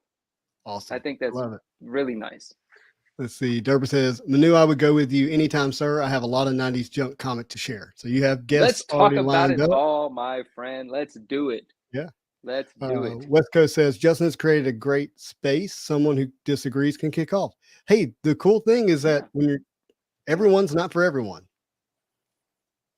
Everyone's not for everyone, and that's okay. And pleasing everyone's a fool's errand anyway. Why you can't do that? Yeah. Look, it took me a long time to be okay with that because it's human nature for people to want to like you. And Ryan, sorry. Yeah, it was about 4 years ago, 5 years, whatever the time frame is. Who cares? That I was like, you know what? Like, I'm not made for everybody. Like my life, my circumstances, who I was born to, where I was raised, what I believe, what I know, what I don't know. Like, that makes me who I am, and it's not for everyone, and everyone's not for me, and that's okay. Like that's what the world is. This is a diverse group of people who are learning to live together, and I'm okay with that. It's very okay. Ryan says, "Wait, what's the channel? I'm subscribing." I appreciate you, Ryan. Thank you so much. It's this name. It's the 9.9 Newsstand is the channel name. I don't know. I don't know if you can click on it, but here's what I'll do after the live. I will add it to the description of this video. And I need to be doing that anyways now. All right. We're going to. Sure. Yeah. I appreciate that. Thank you. Wow. Yeah. Yep. Very kind. Very kind. Yep. I'll do that. Derp inappropriate? Oh, different strokes for different folks. Oh, yeah. It's a burner account. Probably has an Android. Your lighting in your videos is incredible. Like the way your videos look, the production quality, the lighting, it's so perfect. I'm so if you haven't seen Az's videos with him opening with his son, they're a lot of fun. Yeah, Asher says very uplifting for me. Thanks, man. I appreciate that. I am JR616. That is the Spider-Verse that we all know and love. I know that now. Good night, my friend. Thank you for being here. Oh gosh. I'm sorry, Justin. I didn't even know my mom knew how to make a second. Hey, your mom loves me. I know your mom loves me. So I know that's not your mom. Oh, what the heck? Oh. Oh, that's right. Manu says, oh, wait. I'm getting lost in some of the comments here. Eclipse Car says, love the content here. You have definitely resparked my Marvel collecting from my childhood. And I love that. That makes me happy. That's very much a genesis of why the channel exists. And I hear it often. And then some people didn't blame me. They're like, I blame you. I'm now, into Marvel cards all the way again, and it's your fault. Yeah. Mm-hmm. That's a fine thing. It's a fine thing. yin yang. It's good to have different channels with different vibes. Yeah, 100%. I agree. I mean, even here, I think it's good for Justin and I to have different perspectives on things so we can actually have a conversation. Like, what good would it be if there's two people here and we're just smiling and saying yes to each other no matter what? Like, who's getting any value? We wouldn't make it to 52 episodes, that's for sure. No, that doesn't. No. Yeah, Simone is definitely irreplaceable. And look, still one of the saddest content creating moments of this channel is I'm in New York and I have purposely planned this whole thing where I'm with Simone while he's painting a Doctor Strange, and we have this beautiful interchange conversationally, and the mic wasn't working, and so I have no audio. Oh yeah. Oh, so frustrating. Spidey is like the Joe Rogan of Marvel cards. That's where he's going. Mark Steve says Dog, thank you, my friend. Thank you, all of you guys. Really appreciate that. Oh, I got to catch up. Mark says a lot of YouTubers don't like CGC, so you'll be in good company. Yeah, and for good reason. I mean, no one should really. Never mind. We'll save it for the channel. Save it for the channel. We've already gone through it a lot here, but that was, we're 52 weeks in here, so there's a lot that's happened. But yeah, we're definitely gonna open up a can of worms in a respectful. But listen, man, CGC is gonna get a bunch of videos dedicated to them. That's inevitable. West Coast says 419 year anniversary, 420. Well, 421 Manu, and then 422 DaVincerCon. What a month! Oh my gosh! Oh, it's gonna be action packed. Wow, it is. It is. Shoot. Marvel Marshall, just like the channel as a whole, that really means a lot. Thank you, bud. Yeah, I agree. As a whole, it's a very, very special, very, very special place. I got to remind everyone, Billy, Watch Me Open, is a former comedian, so he's funny. So when he says stuff like this, show me a checklist where he hurt you. I mean, he and Marvel Cards Collection are going at it over here. They are. Ryan, he's subscribed. Good. Mr. Chandler, I like CBCS for the slabs, but customer service is less to be desired. We haven't actually talked about Beckett and the grading fiasco this past week. Jump into it, yeah. So, we get the news headed into Mint Collective. And if you're not familiar with Mint Collective is, it's like the who's who of trading cards. Okay. With particular emphasis probably on sports. However, and going into Mint Collective, Beckett makes this announcement that they're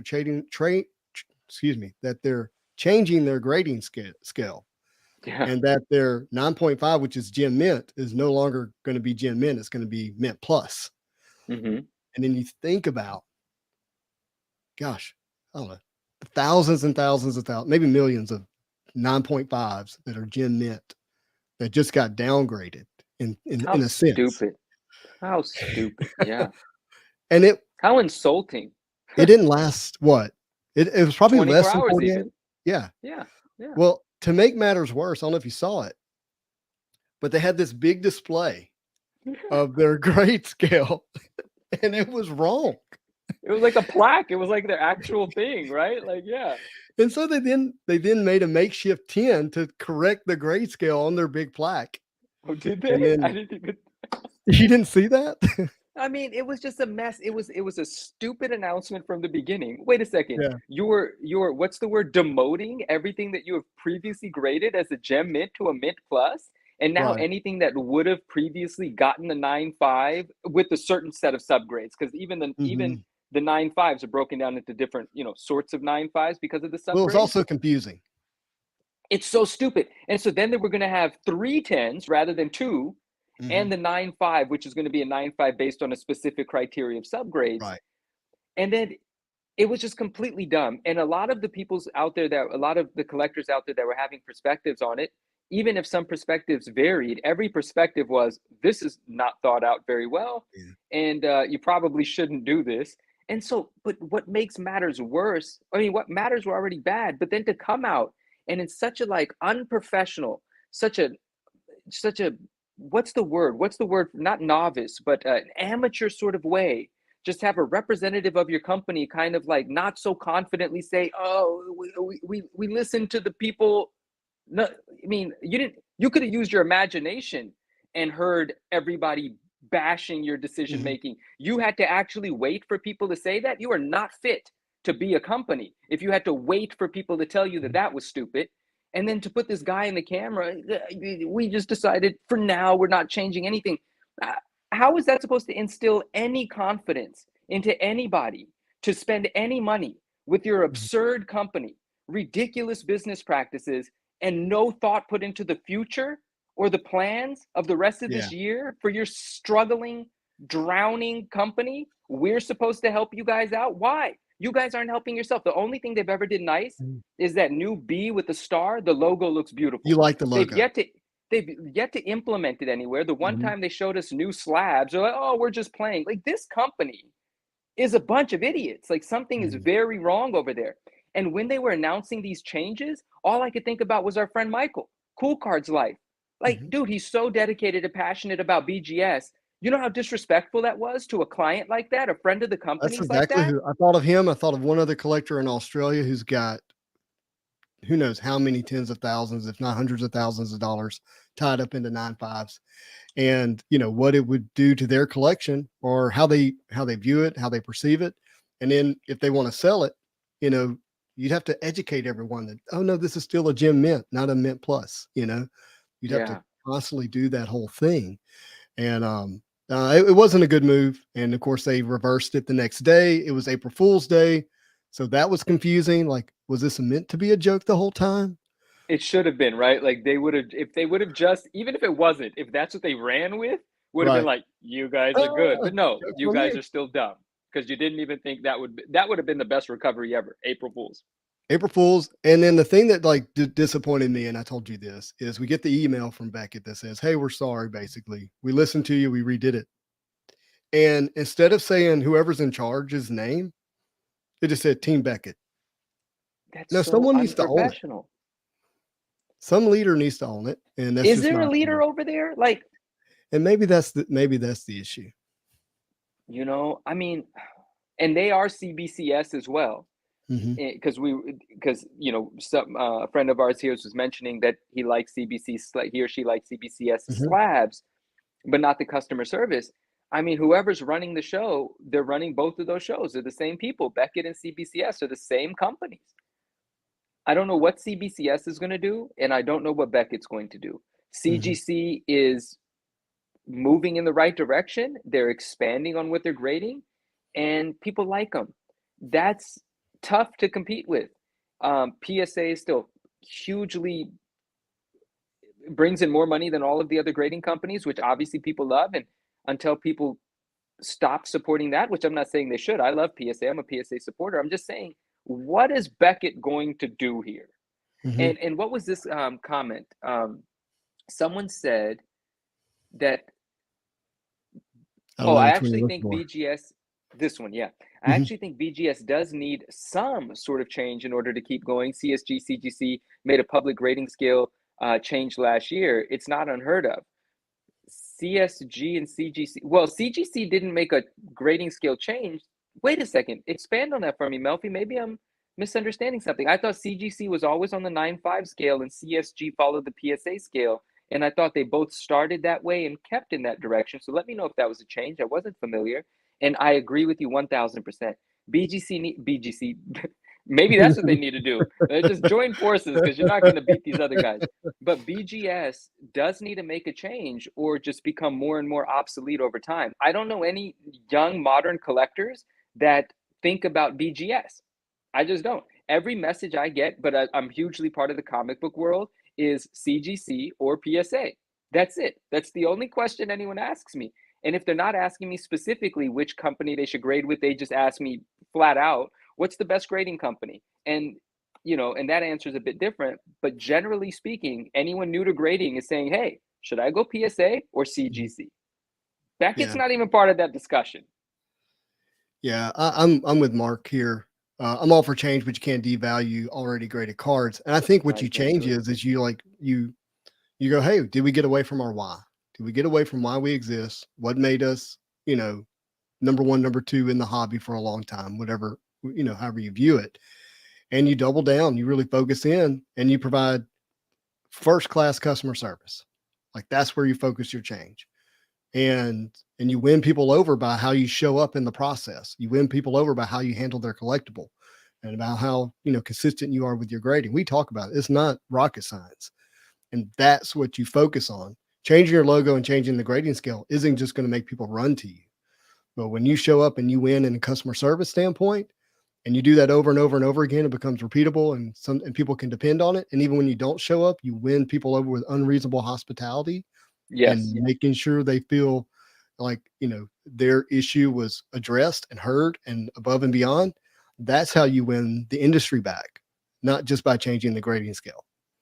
Absolutely right. There's a lot of work to be done in those regards. Man, there's some great conversation happening about CSG's grading scales and stuff. So I'm going to try to read into this. But Swish says here, for years, people dogged them on their scale. So they listened and change it. And then everyone lost their mind. Facts. So now at least no one can ever say they need to change it. The conversation is done. I think maybe it's how they went about the change. Devaluing 9.5s when that's, I think from Neo's video, like it was like 80% of their population. That number's completely wrong. I don't remember it, but like a huge collector base invested in the 9.5s. There's got to be a better way to do it. But I mean, it's not for us to decide. It is for us to react once the decision's made, but it's not for us to make the decision. But you're right, Swish. Like for them, I think they are in one of those positions where it's like damned if you do, damned if you don't. Like I don't know what's going to save them at this point. That's why you got to do it the true blue long, win them over time, not just overnight. Way. Yeah. Mark says CGC was using the BGS scale when they changed. They upgraded all 9.5s to 10s. CGC was using the BGS scale. When they changed, they upgraded all 9.5s to 10. CGC still uses 9.5 scale though. Well, no, if the way I'm reading it is whatever was a 9.5 is now a 10. That's the way I read it. A pristine 10. Yeah. And I just wasn't grading with them when that happened. I didn't start grading with CGC until they introduced Marvel, which was last September. Oh, yeah. I also have to take into consideration when we're talking about CGC, we're talking about Pokemon and the TCGs that they were grading even before. Okay. Correct. Yeah. So I would not have been privy to those changes because I wasn't engaging with them. And I like what Steve's saying. I'm not going to read his whole comment, but he's just saying it didn't have the extended history. So there wasn't, this large scale amount of people with incredibly valuable cards tied up in that grade and that scale that really got, affected in that way. And very true. The timing. True. Billy, I'm not going to read this next comment. I hope what you say is not true, and I actually do pray for him. And so I'm gonna read it. Is it gone? Did it disappear? I can't even read it. It's gone. Okay. No, it's there. It's right beneath. Steve Dogg's comment. Captain Crockpot says, "Didn't Beckett decide not to move forward?" Yes, they did. They reversed course. BGS isn't giving out black labels for Marvel cards. Very few. I know of 4 that I've seen, and they all belong to Michael.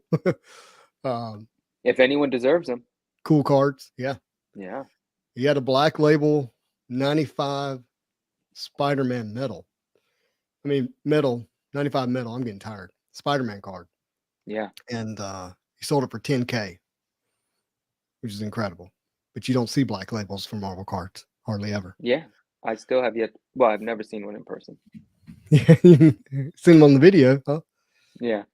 CSG is also updating its grading scale to more closely align with sports card collecting market. Oh, CSG is making some changes, huh?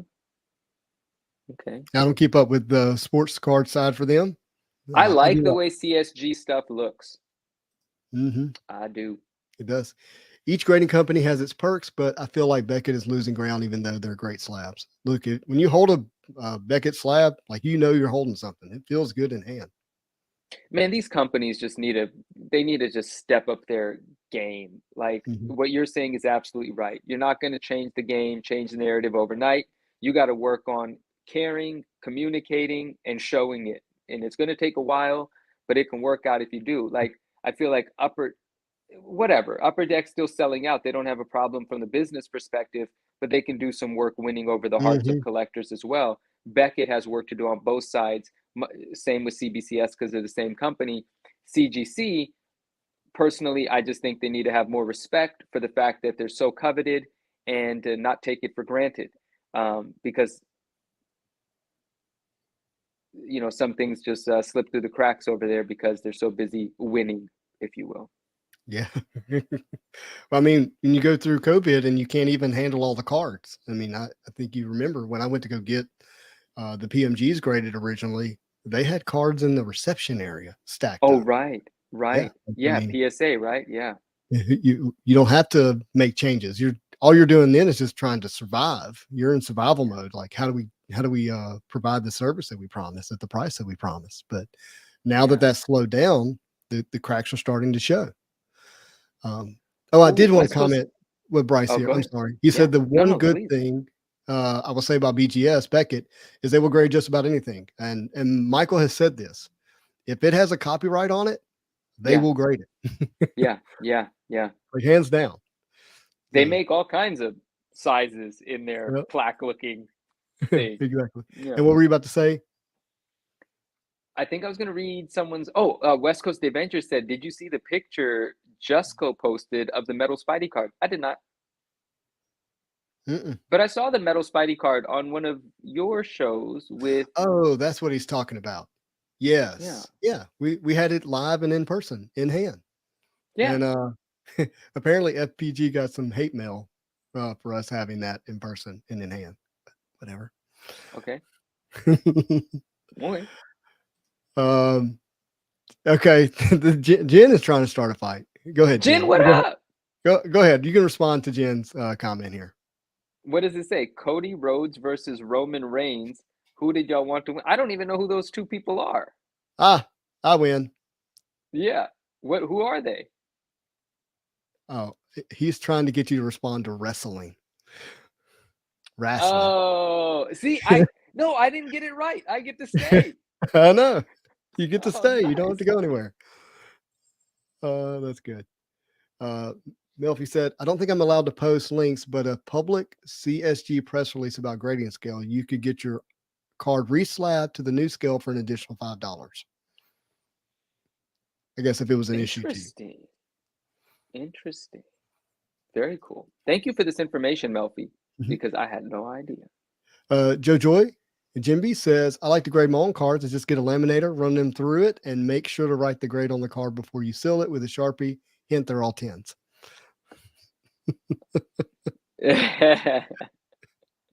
I'm glad I don't own a laminator. I would probably laminate just about everything. Dude, when I was younger, like laminated stuff was so cool to be like, how did they seal this thing in a hard coat of plastic with a finished edge? What is this? Yeah. Laminate everything. We would have had laminated cards. Can you believe it? Like, how'd you protect your cards? Well, I permanently plasticked them. Yeah. Oh, so what's Mark saying here? It'll be interesting to see how this affects the monthly subscription data going forward. What's he talking about? Mark, what are you talking about? Help me understand. Oh, people resubmitting to get the change and how that's going to look like submissions, that wouldn't have occurred if they weren't actually changing. It's kind of, yeah. Man, Oh. Laminate the fake ID. Heck yeah. Yeah.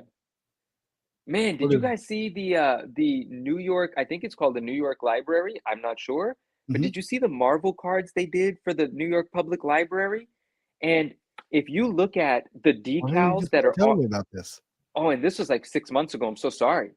But New York Public Library Marvel cards? Yeah, their actual membership card or their library card was a Spider-Man card. And the window decals that they have on the building are so impressive. Spider-Gwen, Spider-Man, everyone nailed it. They nailed it. Okay, I think I found it. Let me pull it up. Cool. It was my friend Will Be Ill that was following all of this stuff. Library cards. Yeah.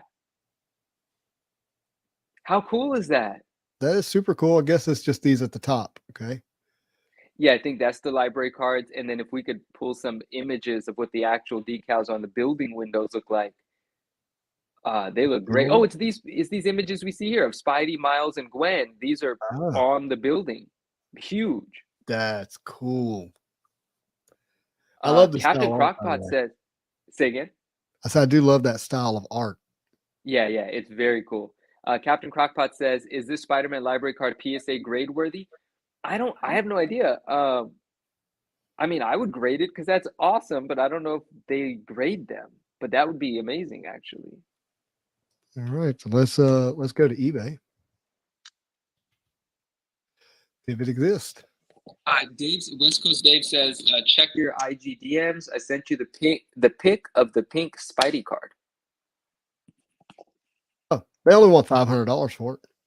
That's it. What a bargain. Let me pull this up. Boom. It pops to another screen. Here we go. JBiz, like we said, they probably grade everything. Yeah, but would you want to open this? I would leave it that way. How cool is that? So I guess I should have said something earlier. So that's the card, and then this goes on the key ring. Oh, I see. Yeah, you get both of them. Oh, yeah. I love that. So you get both. 500 is a bit too steep, but I would love to have one. Way too much. You know, if it was between 75 and $100, it'd probably be a buy for me. Yeah, for sure. You know? But that, 500, what a steal. BGS may grade it. they will, right? They'll grade anything Dave said here. All right, let's see Dave's picture. Oh, this is different. Yeah, what's he sending? Oh, yeah, he said the pink Spidey card. What was it? Let's see. He's talking what Joe sent. One of one. Pink? Okay. I missed this. This is 2 hours ago, it looks like. Huh. All right. For the Joe Jesco Kickstarter, at certain levels, you're going to get a bronze card. I don't know the levels. Maybe it's all of them. Maybe it's not. I can't remember. I don't think it is. I think it's like level 2 in the original paintings. They're going to insert a one of one pink card. Oh, someone's going to get this one. Yep. It says one of one random pink bronze masterpiece card. The rumor is that random's the word for that. It says, rumor is there are 10 of these randomly inserted variant colored cards, all one of one, but in various colors. I'm told the purple one is really cool, but I don't know much about them. Have fun, everybody. Life can be so heavy. Leave the heavy stuff and have some fun with our hobby. If it will help anyone's mood, I guess I could find a photo of the other 9 colors. And then, all right, so let's see. I want to see if I can find who wrote that? That is the owner of FPG. Oh, okay. I was like, that doesn't sound like something Jesco would say, but it's nice, but it doesn't sound like Jesco. Now I get it. Right. Yeah. Well, that definitely was not Jesco. Yeah. Let's go into, what is that group called? I'm not used to being on Facebook on my computer. I'm normally only on it my phone. Michael Clark said, you buy the thing and use it to check out books and return them late so the seller has a ton of late fees. Oh, we have some smart people. I love that. Funny. What did I was watching Doctor Strange again. And which I'm sure you haven't watched, right? I haven't, no, but yeah. And it was just a funny scene where he's going into the library at Kamatage, where he's learning how to be a sorcerer, and he's reading all these books. And the Wong is the librarian who's like guarding the books. And anyways, the whole funny scene about late fees, I just died laughing. It was great. Oh, okay, gotcha. So going to the library used to be fun. So let's see if they posted the other colors, and they did. There they are. Can you see that? Oh wow, let's look at this. All right, let's I want a rainbow. Justin, pick your favorite. Go for it, Justin. My favorite's got to be the red or the black. I think I'd go red. The black one, you're saying the lower left, right? Yeah, well, that might be the regular base. I don't know, but I like the red one. I think you're right. I think the red is the winner. I'm really, for some reason, digging that money green on the lower right. That's looking cool. Oh, you like the money green? Okay, I'm liking that money green. That dark blue and purple are nice too. Orange isn't bad. They're all good. I would be happy with either one of them. This is weird that this is a thing that they've done. But like, I'm not mad at it. But it's like, I didn't expect that. My friend Chris says, those are hideous, gross. Whoever get these should let me lock it away forever so nobody has to see it. Yes, exactly. This is terrible. the energy on these is horrible. You should not keep these around you. Yeah. Ship them to someone else. I gotta save this photo. That's incredible. That is cool, man. It goes back to the hologram variants and stuff like that back in the day. Yeah. I got the orange one. I got the green one. This is cool. That's super cool right there. Unexpected, cool, interesting to color the metal. Maybe that's all a great thing. It's just different and fun, you know. Yeah. Oh, I kind of like this question. Justin, what is your most underrated MCU TV film or TV show? Underrated. Underrated. That's tough because I got to get out of my own head and think about what is underrated to people that they don't like. No, underrated to you. Underrated to me? Yeah, you are most underrated. I don't know. I really like Captain America: First Avenger. I thought it was just a fun superhero movie. TV show wise, I don't know if Winter Soldier gets enough credit. I actually thought it was good. I enjoyed it. I'm actually looking forward to watching it again. I've never seen Runaways or Cloak and Dagger, so I can't speak to either one of those. I don't know. That's tough. I'm just really, really enjoying going back and watching these again because I'm watching them without a lot of judgment, which I definitely watched Marvel movies with a lot of judgment the first few times around because I wanted it to be my way, you know, my version. And I've enjoyed all of them. Eric, what's going on? You're 3 hours behind, but never late, my friend. Never late. That's exactly right. Hey, Ant-Man was on the list. Thought about Ant-Man. I agree. I did say Ant-Man. Never mind. That definitely is on the list. I did say it. Ant-Man's good. I like it. Those are all shows? Yeah, they are. My They are God. good. Man, I'm telling you, you would enjoy some of them. Not gonna lie. You would. I feel like, but like, I was having this conversation with some family yesterday, and I get criticized in a loving way often for the things that are not a part of my everyday life.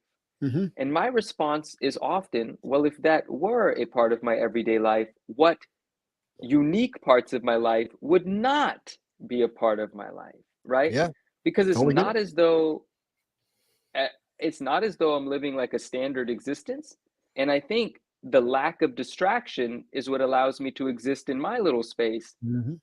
I don't know if there's a balance, of course. It's an excuse to say I couldn't watch a TV show every now and then. I still consume content, right? Yeah. I would just be replacing what I'm consuming with that. And that wouldn't necessarily be to a detriment, but it certainly wouldn't become habitual for me because that would actually change the way that I interact with the time that I have in my days. If you're doing stuff that you enjoy and you're having fun, then I'm not going to criticize you for what you're not doing. Yeah, I'm still working on the traveling thing. I do think traveling has huge benefits. It's a beautiful thing to do. Once you get to a destination, it's hugely exhilarating. So I'm still working on making more time for that. But like I told Dave today, I said, I've already got 3 airplanes I'm going to be on this year. Airplanes, whatever they're called. Aeroplanes. Aeroplanes, yeah. That's how Red Hot Chili Peppers say it. There you go. And they're not wrong. She's my aeroplane.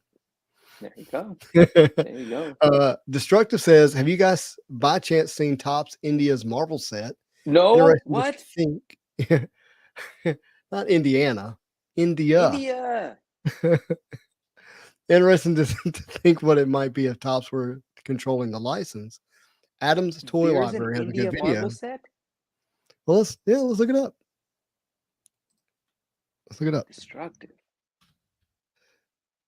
Oh, what did Marvel Marshall say? He said, so I made my biggest, with a capital B, purchase for a card yet and picked up the 2020 Black Diamond Infinity Stone Relic Thanos in a PSA 10 and was able to get the 1996 Marvel Masterpieces Thanos in a PSA 10. My #1 shelf is looking fire.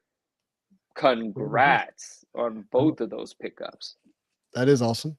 And yeah. I found them. I like Pleasure Spike with Pain, and music is my aeroplane. It's my aeroplane. I thought about doing the rest of it, but I was like, am I going to get the lyrics right live? I don't want to, embarrass myself too much. That was teamwork. It was teamwork. Topps India Marvel Hero Attack 2021 TCG collection. Is this what you're referring to? $43 with free shipping. So this is released in India, huh? Yeah. I don't see anything about the package that would imply that it's an India release. It's got gold. Yeah, but they don't even have the India Spider-Man. Yeah. It's not for me. What? It's a Marvel product with Spider-Man on it. How is it not for you? There's a set with comic art. Okay. Because it's a trading card game. Oh, it's a TCG. Yeah. So let's look for the one with comic art. This is interesting. Tops, huh? I like it. I just like that stuff's happening. Yeah. You might have to send me a link, man, because it is it's not popping up for me. India is an interesting place, friends. I don't know if you know this. It's kind of an adventure over there. When's the last time you were there? Man, it's been a while, actually. Last time I was there was oh my gosh, it was 2009. It was 2009. Wow. That's 14 years ago. That is a long time. 30 days I was there, the last visit. Mm-hmm. And it's just an adventure every time. Long enough to start speaking the language. Yeah, I almost got that down. You did? Well, I do speak I actually speak two dialects, but it's just 1 second, guys, I'll be back. Hello? There you are. It's such an adventure. It's like it's not normal if you're from California. Yeah. Like, you get there and you're just like, how come no one's abiding by traffic laws? Like, what is this? It's different from place to place. There are less populated areas, but then there are areas so densely populated that it's hard to comprehend how anything is getting done in any sort of schedule or any sort of when it's supposed to be.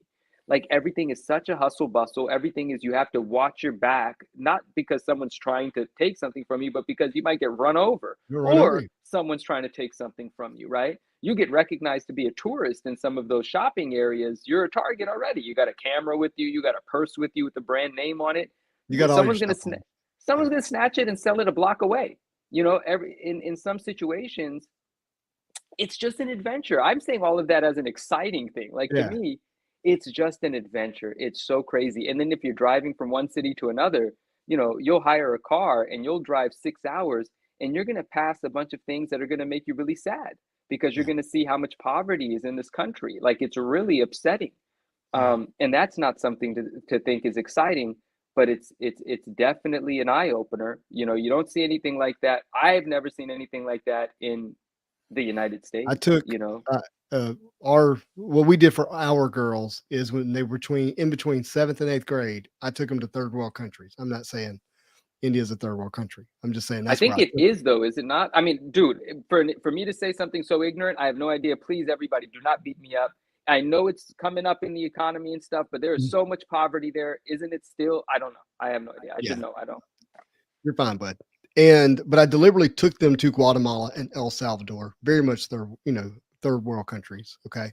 And, some parts of it are better than others, but most of us, in poverty. Right.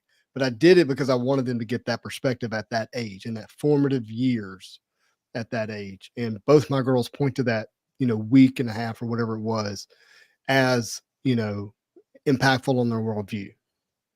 Yeah.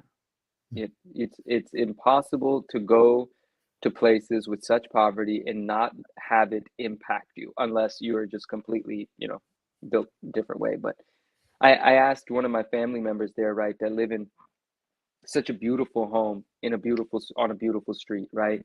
Mm-hmm. But when you hop into the car and you go a quarter mile down and you make a right, you're in the regular version of this city. Mm-hmm. And it's not. It's the complete opposite of what that one street with doctors and lawyers and judges, the respected professions and stuff like that, or the whatever word would be more appropriate there. it's so different. I asked my my family member, I was like, how do you like adjust to this? Like, how do you feel great about your life and then turn the corner and just see all of the people that are struggling, right? And what I picked up on is to exist there in like in a mental space where you're just comfortable, you have to become numb to certain things, right? Because if you're really, if you make your mission to do good, well, you've got more good to do than you've got hours in the day. You're going to be completely dedicated to that. But if you wanted to lead a normal life, I can understand why there has to be some part of you that tunes it out, which is so terrible that there would even be that sort of scenario created. Like, people do go into the malls and buy the most expensive of the most expensive, and in the parking lot there are children begging. You know, the idea of a middle class, the idea of a middle class in a lot of these countries is just developing, where in America we have a sort of well-developed idea, at least on the surface, of a middle class, right? But in like India, you have people that have absolutely everything and people that have nothing, and it's very difficult to find that middle ground of care and love. It's definitely there, it exists, but you don't see it from the surface. You see the contrast. Well, it's just a heck of a trip, always. Yeah, I like the awareness that it creates. Hey, we have a video here from Destructive of these cards, so you can see the venom. Okay. Can you see the venom? There's some comic art. Do we see the venom?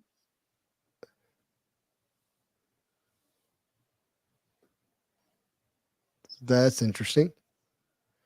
I'll put the link in the chat, see if people want to be able to watch it. There we go. I would love to see these in person. Ooh, look at that surfer. We're familiar with that Carnage. Yeah, that's the low series. We're familiar with this Emma Frost too. She's in a retro set.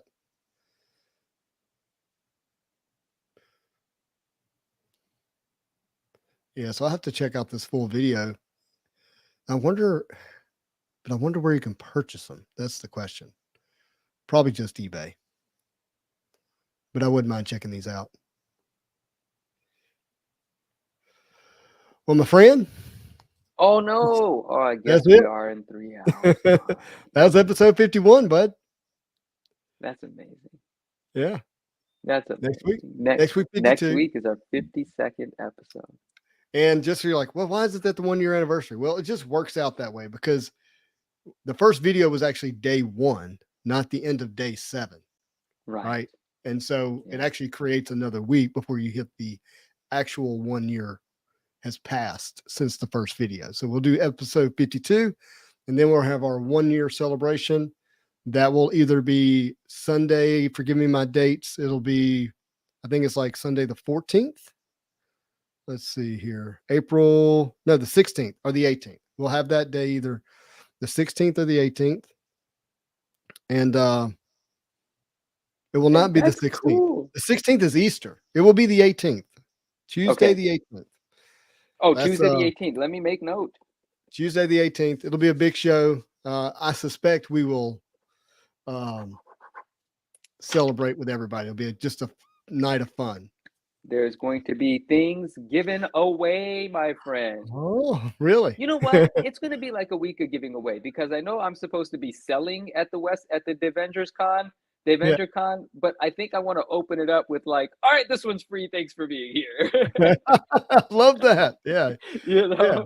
So make sure you subscribe to Dave's channel too, because that's going to be fun. That'll be Saturday.